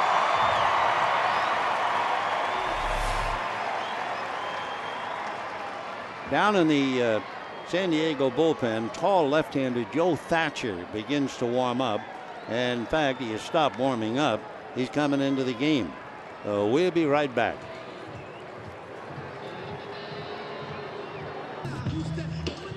"4-4", and Joe Thatcher coming in. Joe's out of Indianapolis, Indiana, originally drafted by the Brewers, but when he graduated from Indiana State, he was not drafted. So he pitched in the Independent Frontier League for the River City Bandits. And some scouts saw him, and the next thing you know, here he is. He first came up to the Padres 5 years ago. He's done a very good job going head-to-head with Andre Ethier. Ethier is 2 for 9 against him with 2 strikeouts.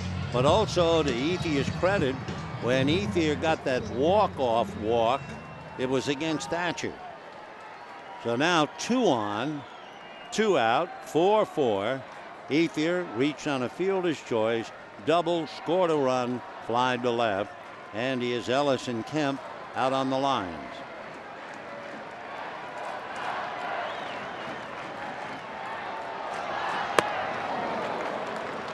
Big Joe coming by way of first base. Ethier, no jelly leg, just had a big, good, clean swipe at it. No balls and 1 strike.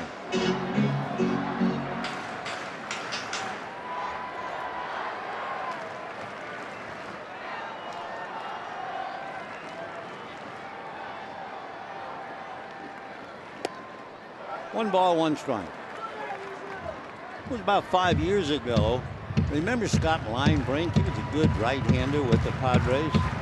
Well, they sent Linebrink to Milwaukee to get Joe Thatcher. 1-1.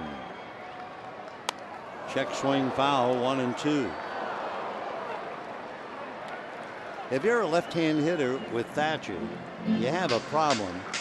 You not only get fastballs, sliders, and a cutter, but it's the cutter and the slider that really give left-handers a tough time.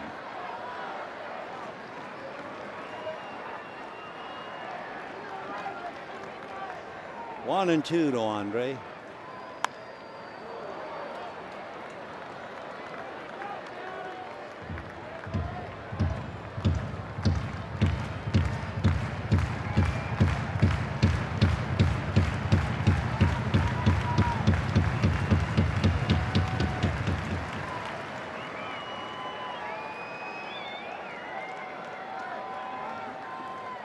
1-2.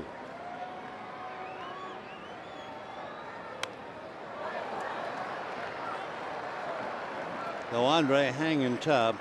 Remember, the great moment for a pinch hitter was in the top of this inning. Jeremy Hamida had a 10-pitch at bat and, to his credit, single to left field. 1-2. 2 on, 2 out, 4-4, 6th inning. And another foul. Fastballs, cutters, and sliders down.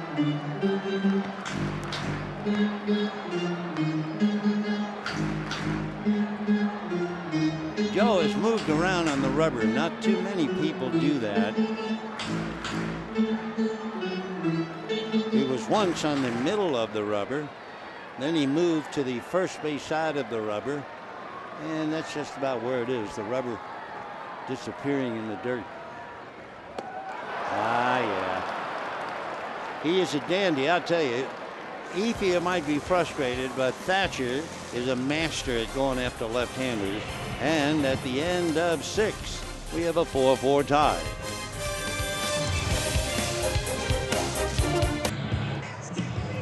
If you match up the starters today, you can see that neither one was pitching that well.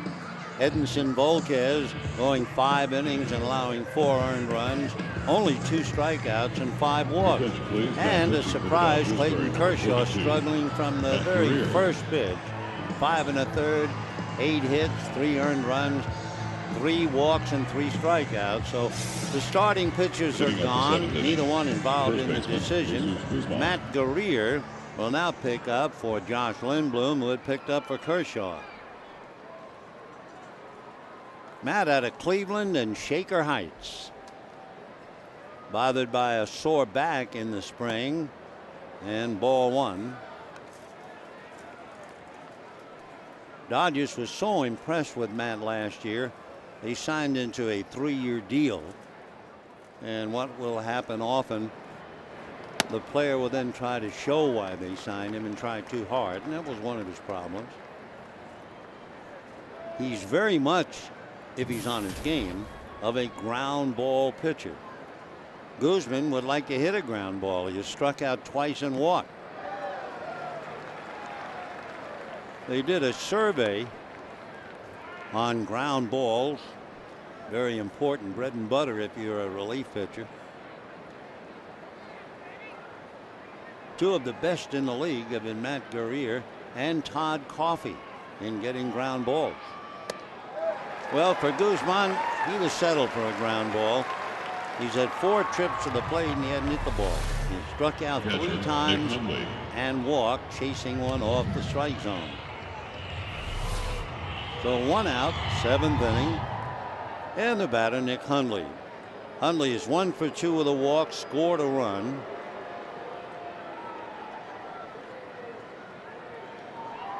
Guerrier about 6'3", 195. He'll be 34. 1 ball and no strikes to Hundley. Hitting less than half a buck with the hit today. He has 1 hit in 23 at-bats. That's a strike.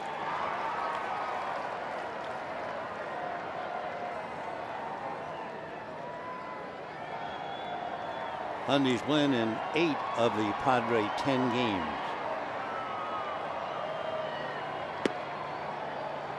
Two and one.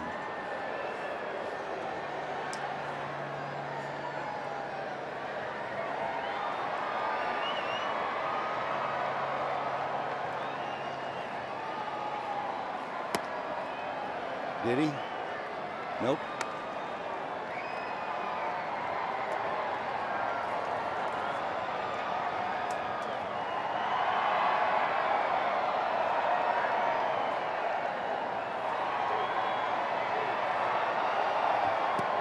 And you walked him. So the 1-out walk will bring up Will Venable. You know, April 25th, that's SC night at Dodger Stadium. With a purchase of the special ticket package, you'll receive a ticket to the Coca-Cola All-You-Can-Eat Pavilion and a limited edition USC-themed portable speaker. Tickets for the package limited, only available by purchasing at Dodgers.com/USC. Fight on. And ball one. So Volquez had walked 5. Kershaw had walked 3 while striking out only 3. Then the Padres got those 3 walks from Kershaw in the 6th inning. Lindblom walked 1. So Guerrier adds to it with a walk.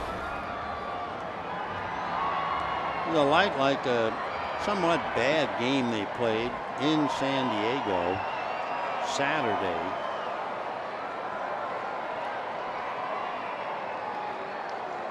In one inning of that game, there were 5 walks and a hit batter. So the crowd is a little restless. Hundley at first.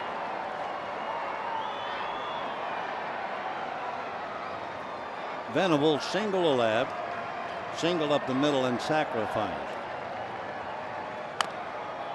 Foul ball.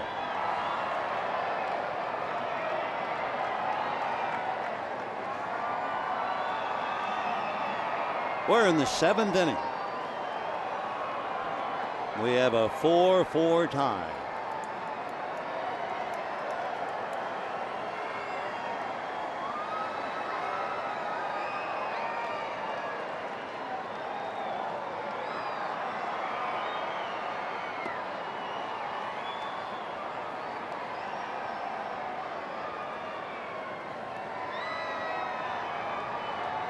Will's dad, Max, spent about 15 years playing in the big leagues, so he's been well taught. 1 and 2. Will Venable, one of the rare major leaguers. He went to Princeton, a true Ivy League school, and was an outstanding basketball player. Princeton Tigers.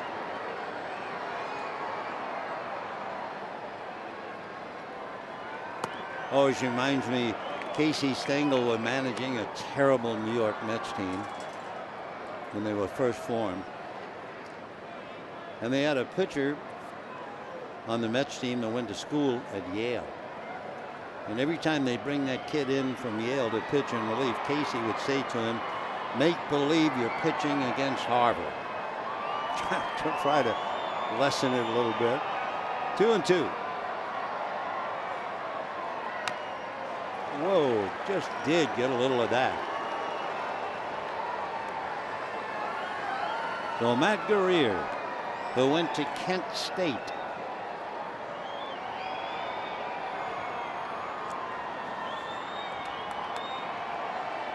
Matt with a runner at first, 1 out. 7th inning, 4-4.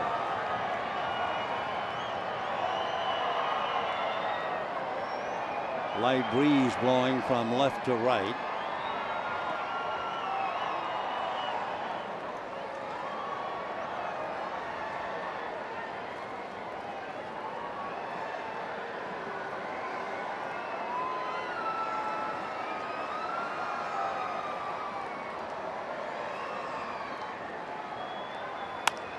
And a fly ball to center. Kemp is there.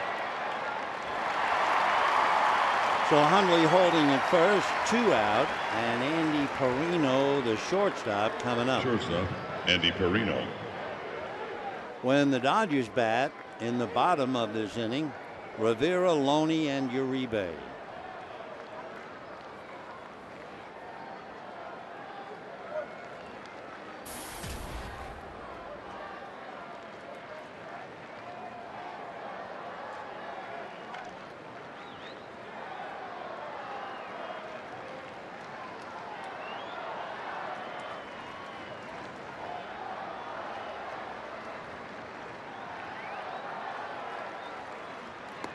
Dropped that curveball in there for a strike. 0-1. Well, if you're a relief pitcher, which is diffusing bombs all the time. A lot of stress in the job. He plays an acoustic guitar just to relax himself. Of course, on the Dodger coaching staff, you have Dave Hansen, who's been playing the guitar quite a while. 1 ball and 1 strike.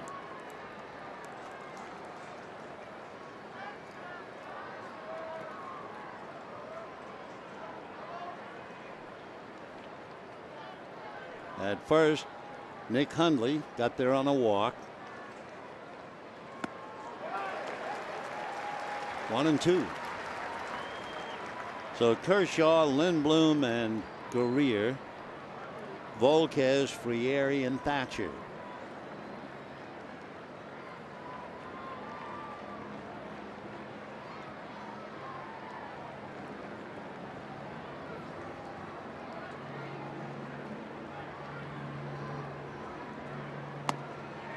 Just off the corner. So after that great curveball down and in, came back with the pitch, fastball away. 2-2. If you want to know what kind of a year it is, there's 152 left after today.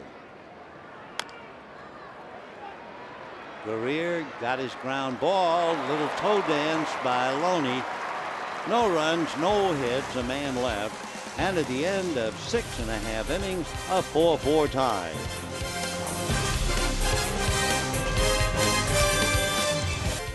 Dodger Baseball is brought to you by Jack in the Box. Love bacon? Try the new BLT cheeseburger for $4.99 plus tax. By 76 Gas, we're on the driver's side. By Club Serrano, get in on the action. Go to sanmanuel.com for details. And by Time Warner Cable. 4-4, bottom of the 7th inning. It'll be Rivera, Loney, and Uribe against the veteran and very effective Luke Gregerson. Greg with a little string, 3 1/3 scoreless. So it's been Volquez, Frieri, Thatcher, and now Gregerson. And Juan Rivera will be coming up.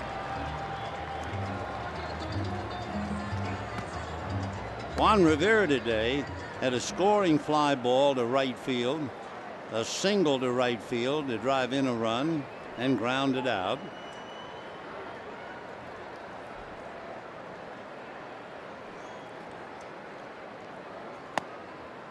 Strike. 0-1. Luke Gregerson, 28 years old, the middle of May, from Park Ridge, Illinois. Went to St. Xavier University in Illinois. In the dirt. Last year with the Padres, 3-3 record. Good ERA, about 2.7.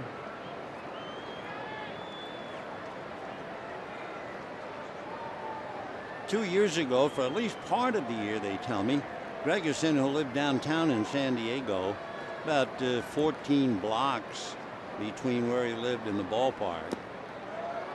And he would come to the park using a skateboard to get there. And of course, you think of Roy Campanella's remarkable remark about you got to have a lot of little boy in you. Certainly one sign was a skateboard. Came from the Cardinals in the Khalil Green deal.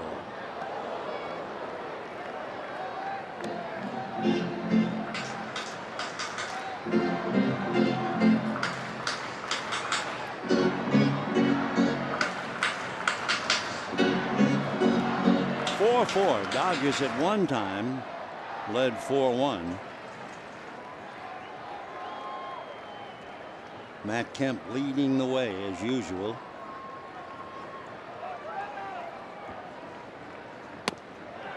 Did he? Nope.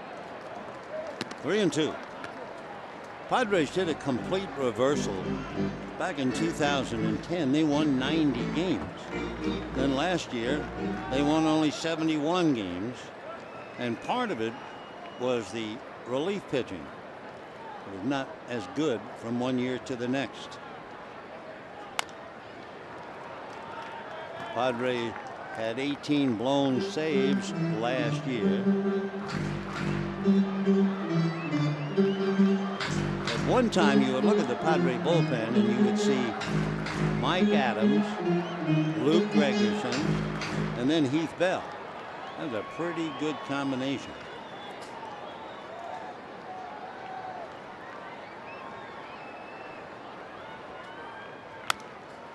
And a little pop fly off first, Guzman.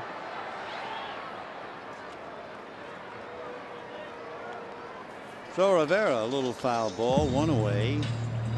And that'll bring up James Loney. James Loney. Loney is fouled out to third, flied to left, and walked. 0 for 2.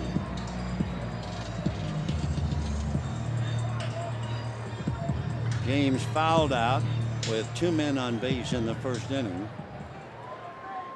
Flied out with 1 man on in the third, and then walked in the 5th inning.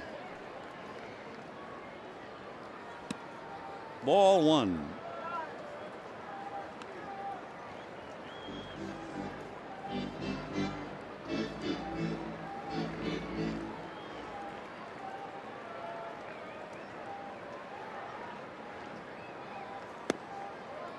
Two and 0.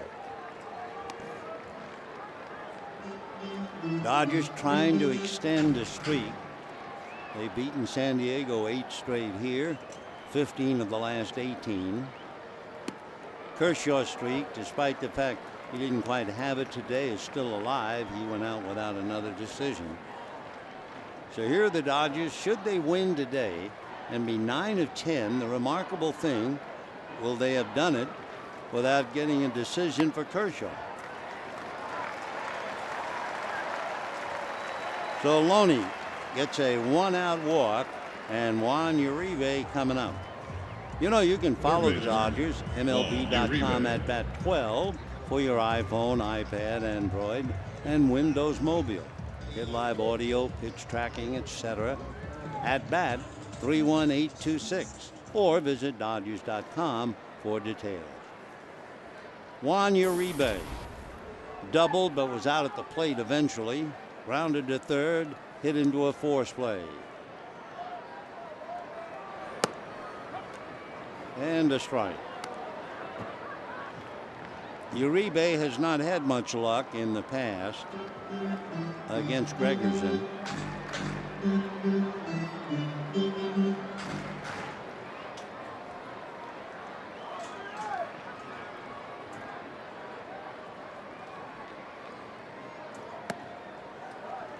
One ball and 1 strike.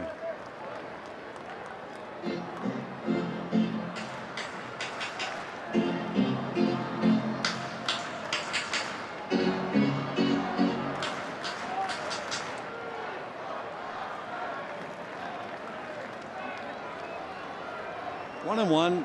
Loney poised at first in a 4-4 tie. A shot up the middle, base hit. Loney will go to second and hold on, hoping to draw an error. So Uribe, a single up the middle. 2 on, 1 out. A.J. Ellis coming up.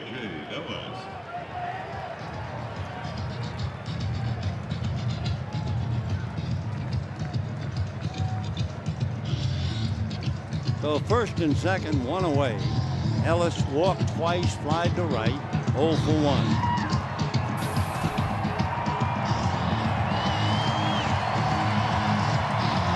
Crowd has been kind of hammered down. Late afternoon, the sun's been strong and welcome, and there have been a lot of walks. Well, now they're trying to wake up a little, and maybe in their way trying to wake up the Dodgers.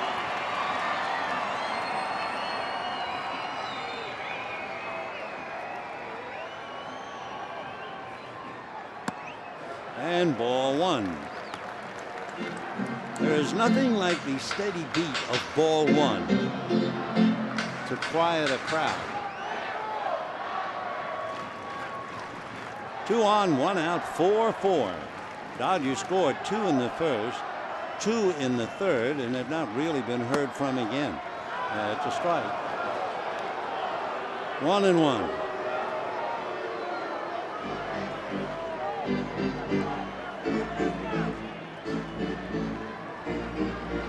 Adam Kennedy comes out of the Dodger dugout, loosening up, ready to do action.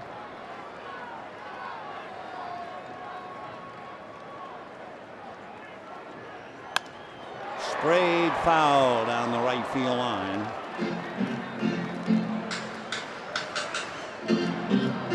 One away. 7th inning, Kennedy waits.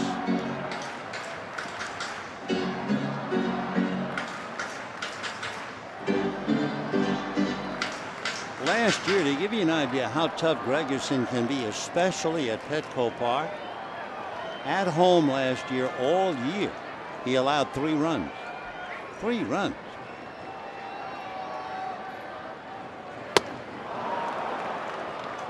He just overpowered Ellis that time. 2 down. And now Adam Kennedy coming up. Your attention, please, for the Dodgers. Pinch hitting, wearing number 42, Adam Kennedy. So the Dodgers will burn up Guerrier. Kennedy will hit for him. They had Kenley Jansen down in the bullpen. Adam Kennedy out of Riverside, went to Cal State Northridge. Had a great major league career ever since first coming up with the Cardinals back in 1999. And ball 1. Of course, Kennedy had a wonderful career with the Angels from 2000 through 06. That's 7 years. Then went back to the Cardinals, then the Nationals, the Mariners, and here he is. His dad, Tom, was a baseball coach at J.W. North High School in Riverside. And ball 2. His father, we understand, might still be teaching history and sociology at the school. And as Adam said years ago about his dad, he's responsible for who I am and where I am.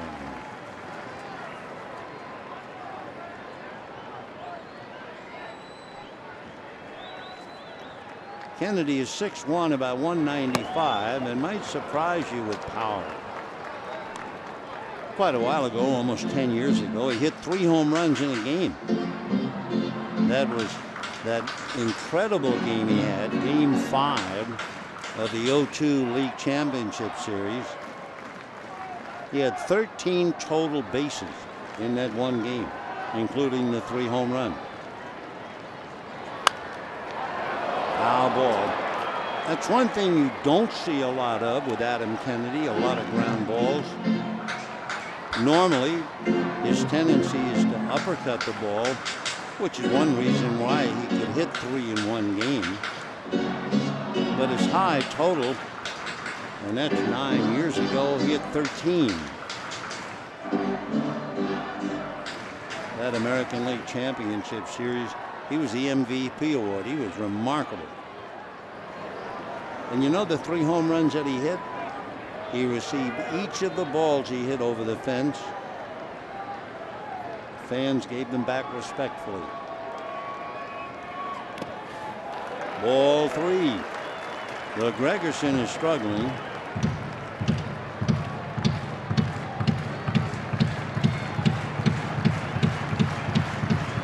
Well, it's been Volquez, Frieri, Thatcher, Gregerson, Kershaw, Lindblom, and Guerrier.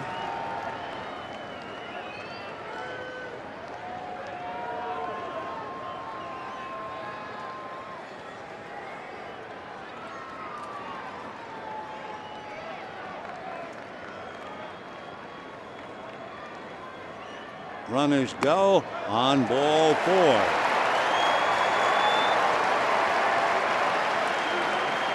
So Kennedy draws a walk after Frieri had walked Loney.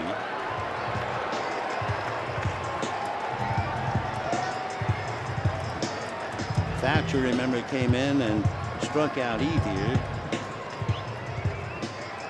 So the Dodgers now, with 2 walks and a single, have loaded the bases. And here is D. Gordon. Gordon had a bunt single, stolen 2 bases, grounded out, struck out, had some troubles today with ground ball. 2 down in a 4-4 tie. Strike.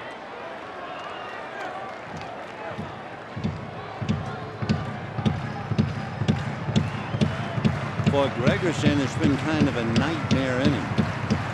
His 26th pitch coming up.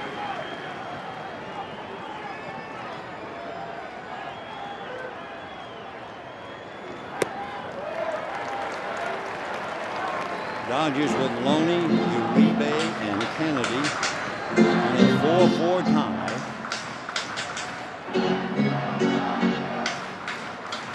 When the Padres come up in the 8th, they'll have Hudson, Hermida, and Maben.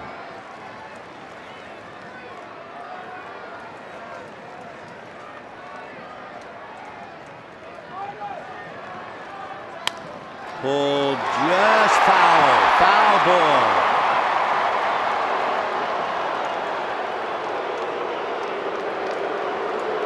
They were looking at what they wanted to see as opposed to what they got. And here's Guzman. See, beyond the ball. If he had gloved that, it would have been a fair ball, and the inning might have been over. Well, the fact he couldn't catch it, and for sure it was foul.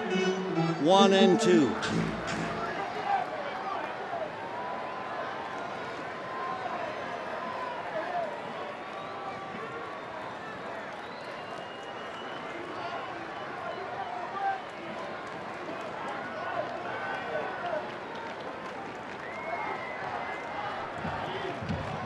Dodgers led 2-0, 2-1, 4-1, and eventually 4-4.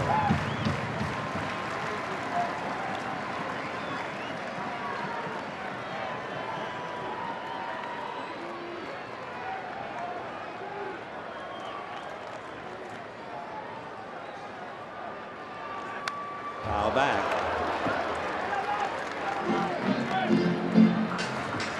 So Luke Gregerson head-to-head with D. Gordon. Gordon had 1 at-bat against Gregerson last year, and that was a walk.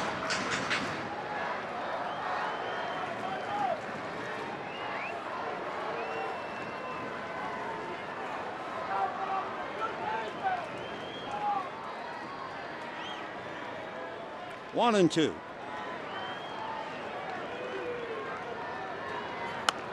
This slap foul, he was really protecting himself to stay alive on that.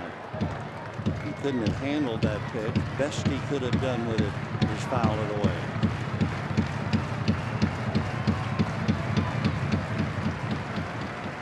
Gregerson last year was on the DL. They lost him for a month. He had a strained left oblique.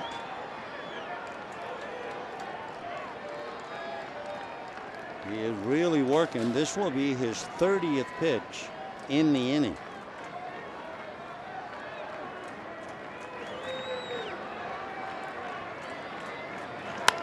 Slap, just foul the other way. So Gordon fouled it outside of first, now outside of third, and he's still up there, 1 ball and 2 strikes.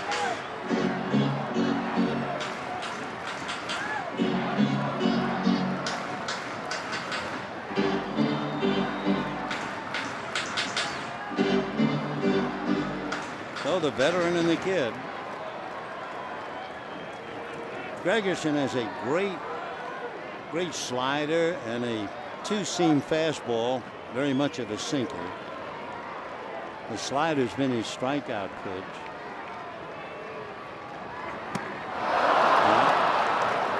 So for the Dodgers, they spin their wheels in the 7th inning, leaving the bases full. Gregerson strikes out 2 in the inning, and we're still 4-4. 8th inning in a 4-4 tie.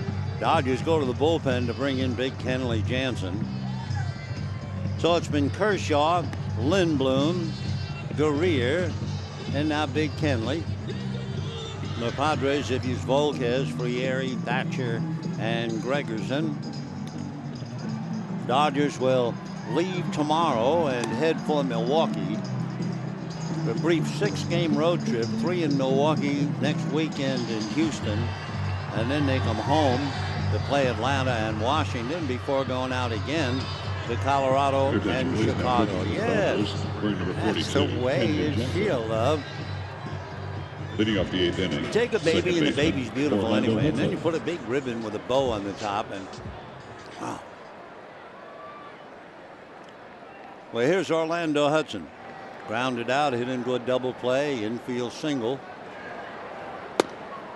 Ball 1. Hudson switching now back to hitting left-handed.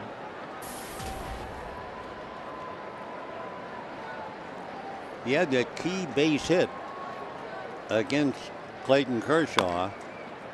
That was in the 6th inning.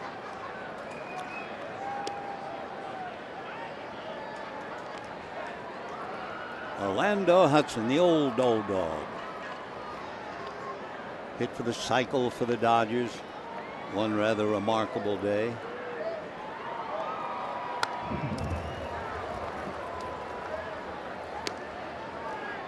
Orlando has had a good career. Of course, anytime you can come up and stay for a few years, you've had a good one. He first came up to the Blue Jays in 2002. Popped it up. Left side, foul ground, Uribe. One away. Right fielder, Jeremy Hamida. So Hudson is struggling. 1 for 4 today and 1 for his last 18. Kenley Jansen working on Hermida, who had that great at-bat against Josh Lindblom. Oh, I'm sure Josh didn't think it was great, but Hermida had a 10-pitch battle with Lindblom and single to left field to drive in 2 huge runs and get the game even. Then Hermida stayed in the game, hitting 9th.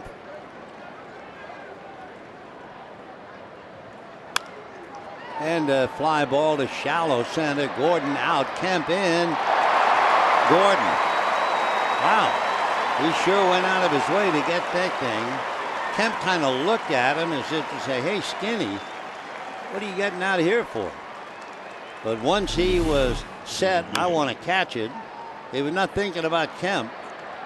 And Kemp was thinking about him. He jammed on the brakes. So did Rivera.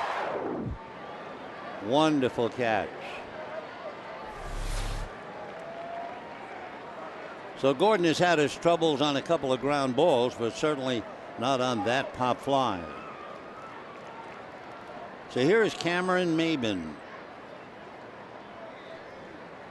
Maben has flied to center, reached on an error, scored a run, popped up, struck out. The paid attendance today, 38,359. 38,359. 2-0.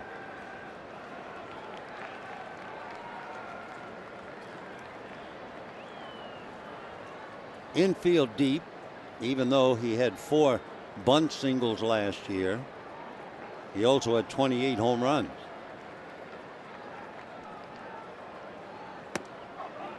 In fact, check me on that. He had 28 stolen bases after the All-Star game to give him 40. He had 9 home runs. 2-1. Slice to right field. Did he or didn't he? Yep, he caught it. He had to wait and look at all the umpires, and second base umpire Angel Campos indicated he caught it. Andre had to go down to get it that close, and it stayed in the glove, and we're still 4-4.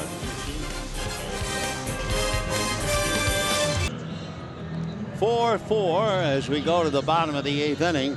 And the chief tormentor of the San Diego Padres would be Matt Kemp. Matt came up, got a fastball around the knees, hit it the other way into the right field stands. All 6 home runs he has hit are against San Diego. Leading off the bottom of the 8th for the And Dodgers, today second baseman, is 2 singles, a Mark walk, Ellis. and the home run with a couple of ribbies. Kenley Jansen has made 10 pitches, and we'll see now about Andrew Cashner. If you like fastballs, you've come to the right place. He throws very, very hard. The other night, despite the fact he was hitting 100 on the gun, it was also a little bit on the wild side. And you can see 6 walks, 5 strikeouts. He is 6'6", 210, and he'll hit 100 on the speed gun many times. He lives in the very high 90s, a rather exclusive high 90s. Fastball strike.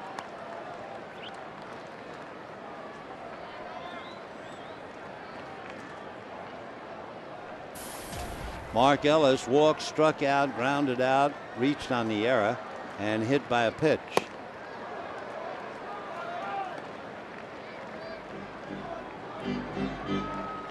In the 9th inning Friday night, Cashner, despite throwing hard, walked 3 after getting the first 2 outs. And then Joe Thatcher walked Andre Ethier, and the game ended. Foul back. Cashner's out of Texas, Montgomery, Texas. Went to school at Texas Christian University, and Andre Ethier studying his every move again. Cashner was drafted by the Braves, but decided to go to junior college instead. Ball hit up the middle, and Ellis finds a hole. So Mark Ellis singles to put the tie-breaking run aboard here in the bottom of the 8th inning. Matt Kemp. And bring up Matt Kemp. So once again, the Dodgers look to Kemp. Once again, the Padres turn away. Matt singled off Guzman's glove in the first inning to drive in a run. Homered to right in the 3rd. Walked in the 4th. And singled to center in the 6th.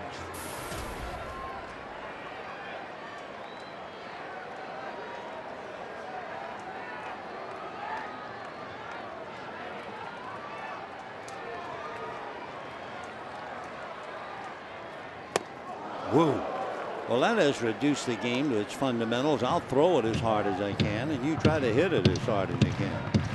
No balls, 1 strike. He signed for a huge bonus from the Chicago Cubs. There goes the runner on the ball, is hit down to second into a force play, and what a freakish double play. Matt Kemp hits it up the middle. Breaking to cover is Hudson, and the ball is hit right to Hudson. So he stepped on second and threw to first for the double play. Thought maybe Matt hurt himself a little bit. Right fielder, Andre Ethier. Right to where Hudson is. Hudson made the tag and then threw to first. So that's one of those things, a break of the game. As Kemp goes up the middle, Hudson breaks to cover, and it's a double play.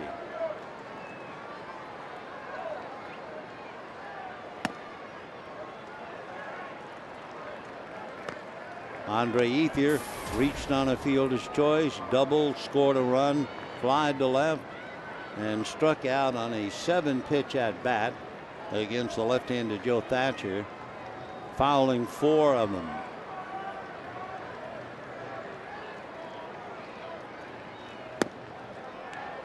Two and 0.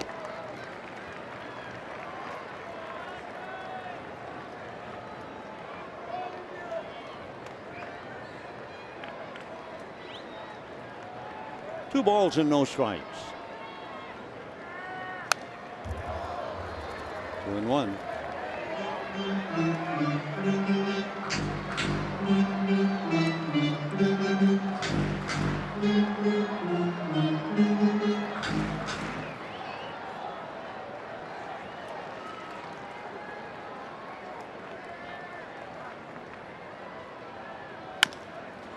Ground ball to the right side, so Hudson's the man in position.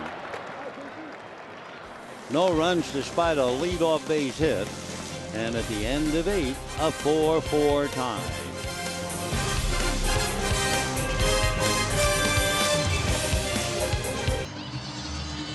4-4, ninth inning. Javi Guerra now coming into the game for the Dodgers. So it's been Kershaw, Lindblom, Guerrier, Jansen, and now Javi Guerra. Javi, the closer, is hoping to be the closer. He had Tommy John surgery back in 2005. Last year with the Dodgers, 21 saves. A Denton dandy out of Denton, Texas.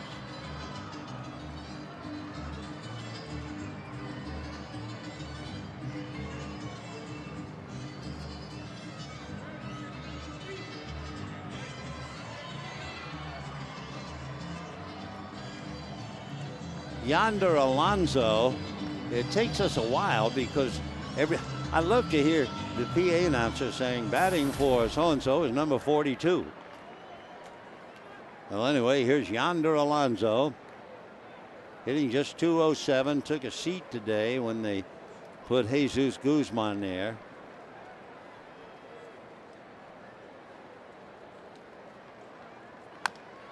First ball swinging, foul ball. 0-1.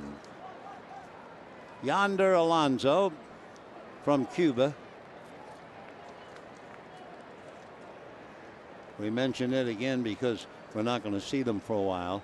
That first name, when you see it, you wonder, wow, what about that name, Yonder? His parents made it up. Way out in front.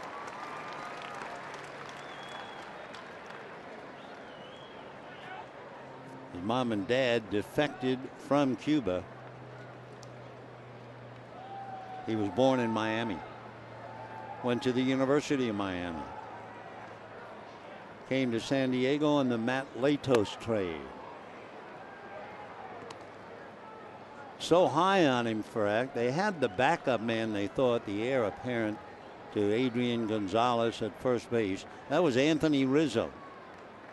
But they decided to trade Rizzo as well.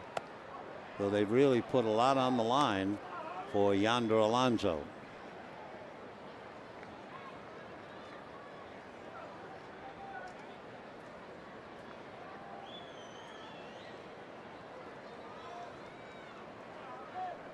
Two and two.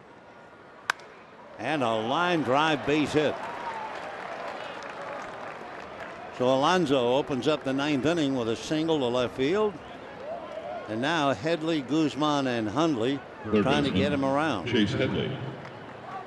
Alonso is one of those fellas, when he first came up, he had 117 major league at-bats, and he hit 299. In the minor leagues, he hit 30 some odd home runs, but actually he is a pure line drive hitter, and we've just seen it. So here's Headley. Chase Headley, switch hitter, doubled in the first inning, fouled out, grounded out twice, 1 for 4, 7-game hitting streak.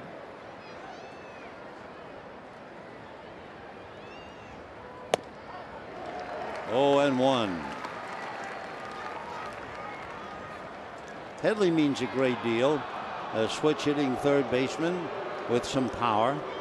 Not a lot of power, and certainly you don't get anybody with power to play at Petco. Chase, very bright fella. He was his high school's valedictorian and an academic All-American and a great athlete. He's out of Fountain, Colorado, but decided to go to school at Tennessee. But athletic, wow. Played baseball, basketball, football, soccer. Was going to major in sports medicine. Then he changed at Tennessee to sports management. Fouled away.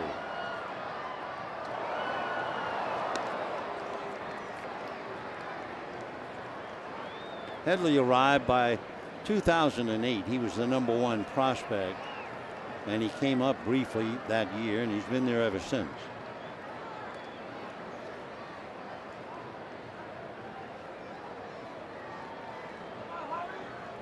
Oh and 2.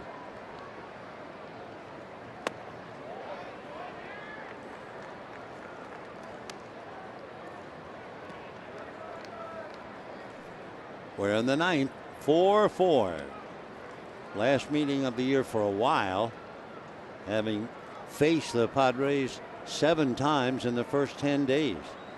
The only change of face, the Pittsburgh Pirates. 2-2.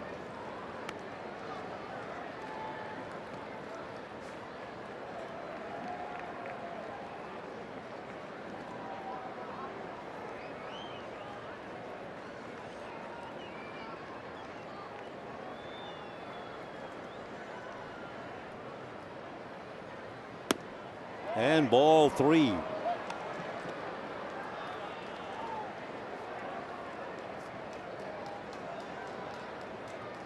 Headley is a very intelligent, a very hard-working player.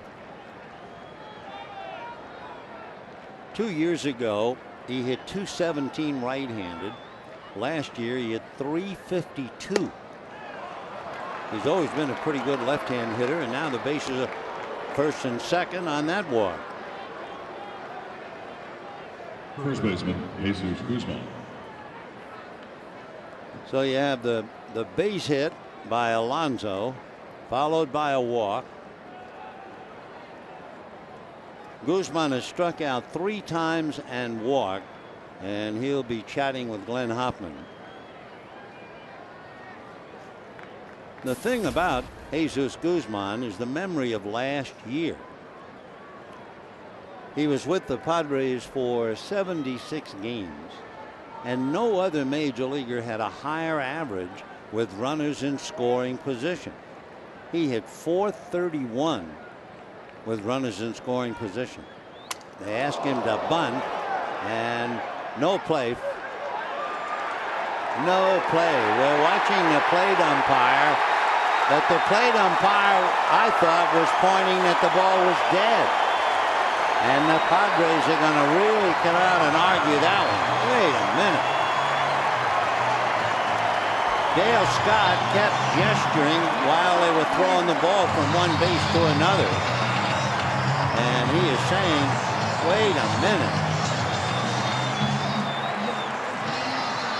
So I think Dale wants to talk to the other umpires. We really didn't pay much attention to them throwing the ball because we interpreted that Dale Scott was saying, no, the ball is dead, foul ball, come back, try it again. And Dale, like any good umpire, saying to the other 3, do you have a better angle? Did you see something I didn't see? Well, it looks like, here's it, let's take a look. The ball hits the bat as it drives him out of the box. It looked like the ball landed behind home plate.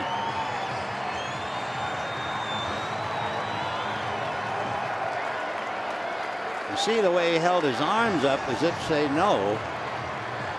The Padres are still appealing, saying, wait a minute. Whoa, well, I can understand. It's been a long series and a long 10 days for Bud Black anyway. And here you are scrapping to the 9th inning. You have 2 on and nobody out. You want a bunt to stay out of the double play, and instead you wind up with a bunt and a triple play. And we're 4-4. 4-4, believe it or not, bottom of the 9th. Let's go back and look at that bunt.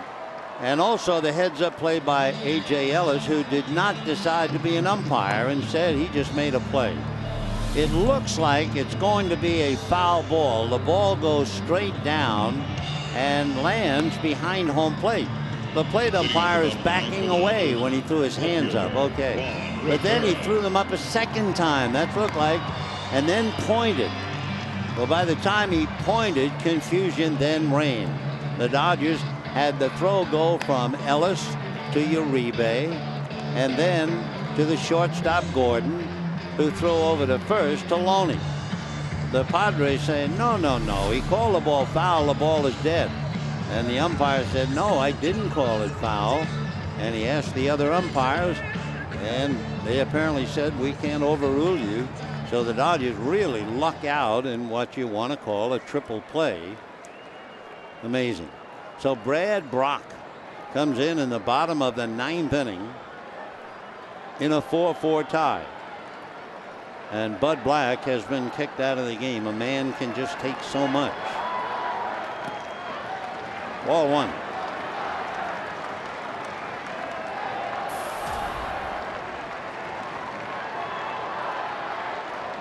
Rivera flied to right for an RBI, single to right for an RBI, grounded out, fouled out. Brad Brock is the boy who was cut. He was sent back to Tucson. So he packed up his gear, got in his car, drove to the airport to wait for his girlfriend. She was due in. And then they were going to drive to Tucson together. Then they started to make the drive. And then the cell phone in the car went off. And at first his reaction was, I'm not going to talk to anybody. I don't feel like talking to anybody. But then he looked down and he recognized the phone number as a San Diego number, a Padre number. So he picked it up. And the Padre said, where are you? And he said, well, I'm on the way to Tucson. And he said, no, turn around and get back here. Tim Stauffer's going on the DL. So Brock turned around, and here he is.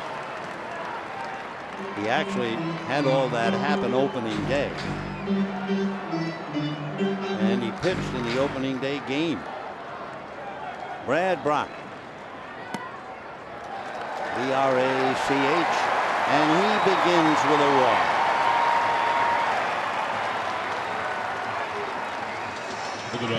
So the Dodgers now have a winner.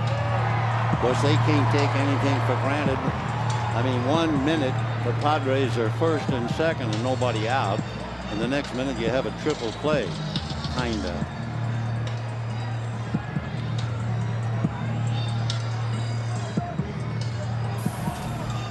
So James Loney fouled out, flied out, and walked twice. Headley comes in on the grass at third. The outfield is deep, shaded a little bit to left. Hermedia deep out there.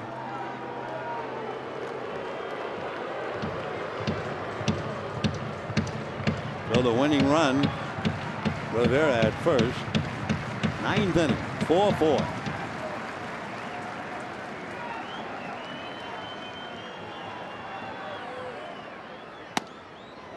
And a strike.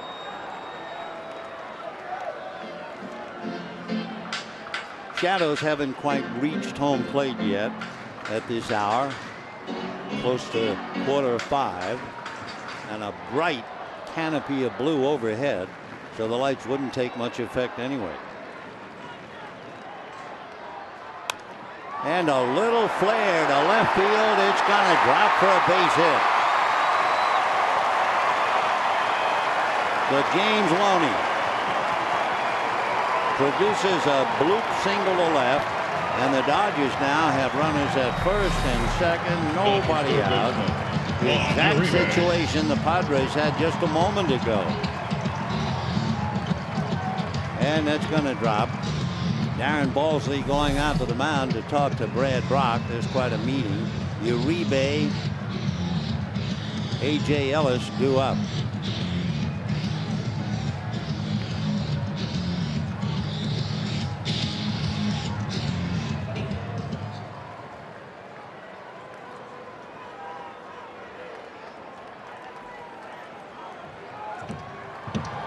Juan Uribe doubled to left, grounded to third, hit into a force play, single to center.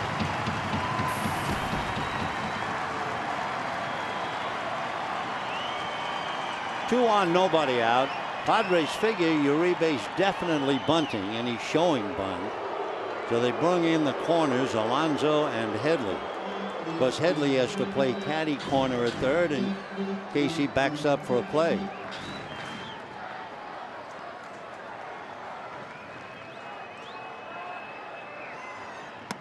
And ball one. So for the Padres, Volquez, Frieri, Thatcher, Gregerson, Cashner, and now Brock. And for San Diego, let's face it, I mean, they are in shock. They are stunned. First and second, nobody out, and in a blink of an eye, a bunt turns into the mysterious triple play. The throw by Hundley is high. Otherwise, he might have had a shot at Rivera. So Nick took the shot.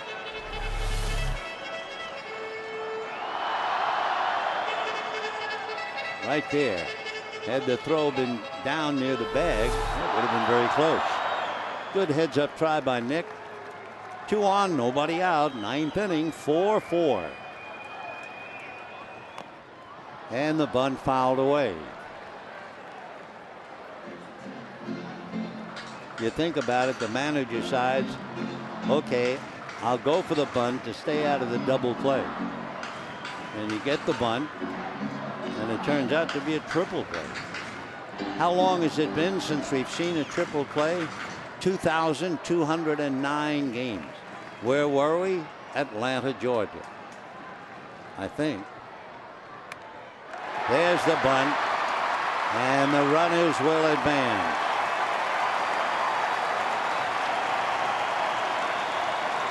All right, the Dodger bunt works. Second and third in the 9th inning. And now A.J. Ellis is due up. And the Dodgers have the winning run 90 feet away. Ellis walked twice, flied to right, struck out. Now you'd have to be down on the field on that bunt as to whether A.J. heard anything from Dale Scott. But the thing that was important was he was not playing umpire. As soon as that ball went down in the dirt, he didn't think about, well, that's foul. I mean, he just made the play and then let the umpires call it. It was a quick, key decision for A.J. Ellis, and it turned out to be a marvelous decision. Jerry Hairston is out on deck with first base open. Let's see what they'll do with A.J. Down the line at third is Rivera. Loney at second. The infield is up. The outfield is shallow. 4-4, bottom of the 9th. Dodgers trying to wind up 9-1. A pitch out, but no squeeze. That's what they were thinking about. With first base open, they can pitch out 4 times thinking about the squeeze. Hairston, who had one of his best years offensively for the Padres last year, is out on deck wearing the blue. Ball 2.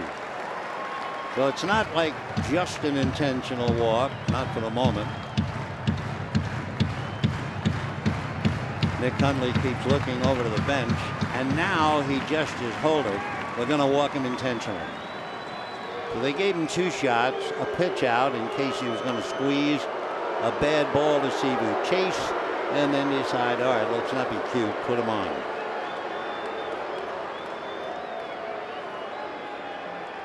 So Brock now has walked 2, given up a base hit, and with 1 out, the former Padre, Gary Hairston, will be coming up. Your attention, please, for the Dodgers. Pinch hitting, wearing number 42, Jerry Hairston. So Jerry Hairston, he had 10 home runs last year for the Pods.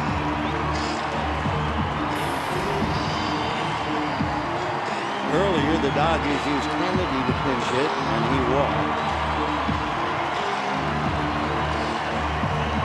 The infield now with the outfield almost right behind them.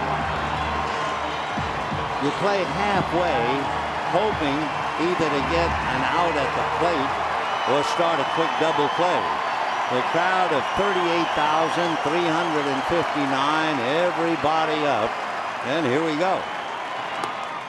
Ball one.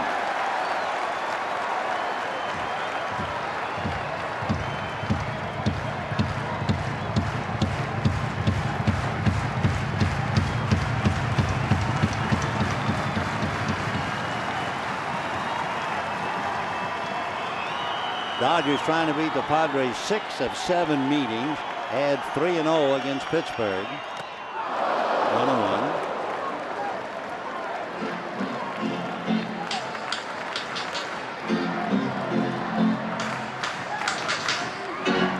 Jerry Hairston out of Naperville, Illinois, facing Brad Brock, and the ball game on the line. 1 out, bases loaded. Rivera is the winning run at third. We have Loney and Ellis also out there. 1-2. Shadows now starting to creep across the plate. So if you are a right-hand hitter, you are in the shade. It's bisected the home plate area for sure.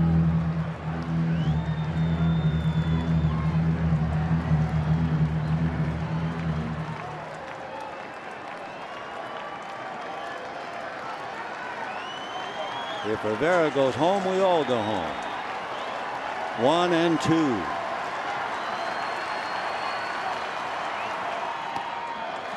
Two and two.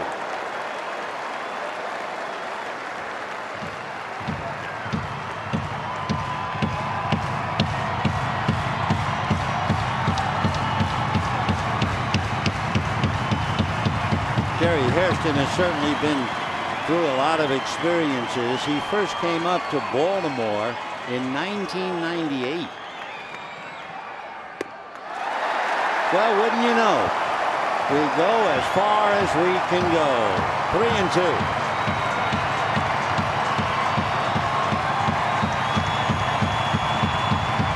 So the young pitchers facing the gnarled brethren. 3-2. And Rivera waits for the decision. Popped in the air, off first base. Infield fly rule is called. Hudson for the catch, and the runners have to hold. And boy, the crowd really had the air let out as Hairston fouls out. And then the ball drifts right on the line, and the infield fly rule is called. Shortstop, D. Gordon.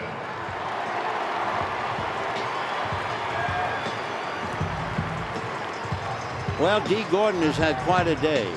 Opened up with a bunt single, stole second and scored. Reached the next time up on an infield out and stole a base. Grounded to short, struck out twice, and has had some trouble with ground balls and made a wonderful over-the-shoulder catch on a pop fly. 0-1 to Gordon. 4-4, bottom of the ninth.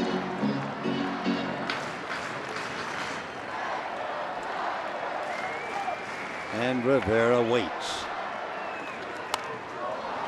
0-2.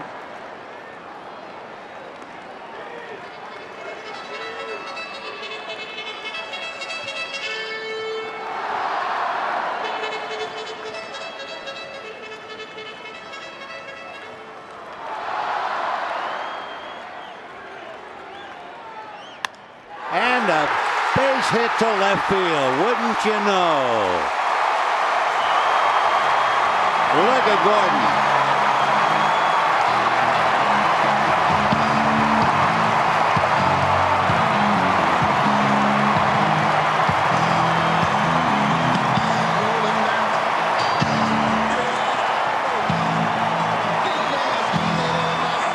What a scramble. 5 runs, 11 hits for the Dodgers with 1 error. The Padres 4 runs, 10 hits, and 2 errors. The Dodgers got an unbelievable break, I believe, in the top of the 9th inning. 2 on, nobody out. The bunt called fair, although the players might have misinterpreted, thinking it was called foul. And the Dodgers wound up with a triple play. And then D got a ball down, hit it to a line drive left field. To show the Padre feeling, you should have seen Chase Headley. He made the dive and stayed on the ground. And look at Matt Kemp. He wants to get a grab of Gordon. Gordon's looking back. Takes off that helmet. Doesn't need that anymore. Ready to fly, right? Look out. Is Matt Kemp coming? He was. And there was the meeting. And from then on, it was just a scramble. The number 42, bringing back memories of all the excitement of Jackie Robinson, all the clutch plays, the steals of home, and everything else. And D. Gordon does it.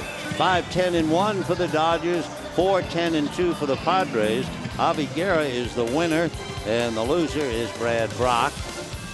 What a finish. The Dodgers have won 9 out of 10 and now head for Milwaukee, then to Houston. They'll be back here on Monday the 23rd with Atlanta, and then the Washington Nationals, and we certainly hope you'll be with us then.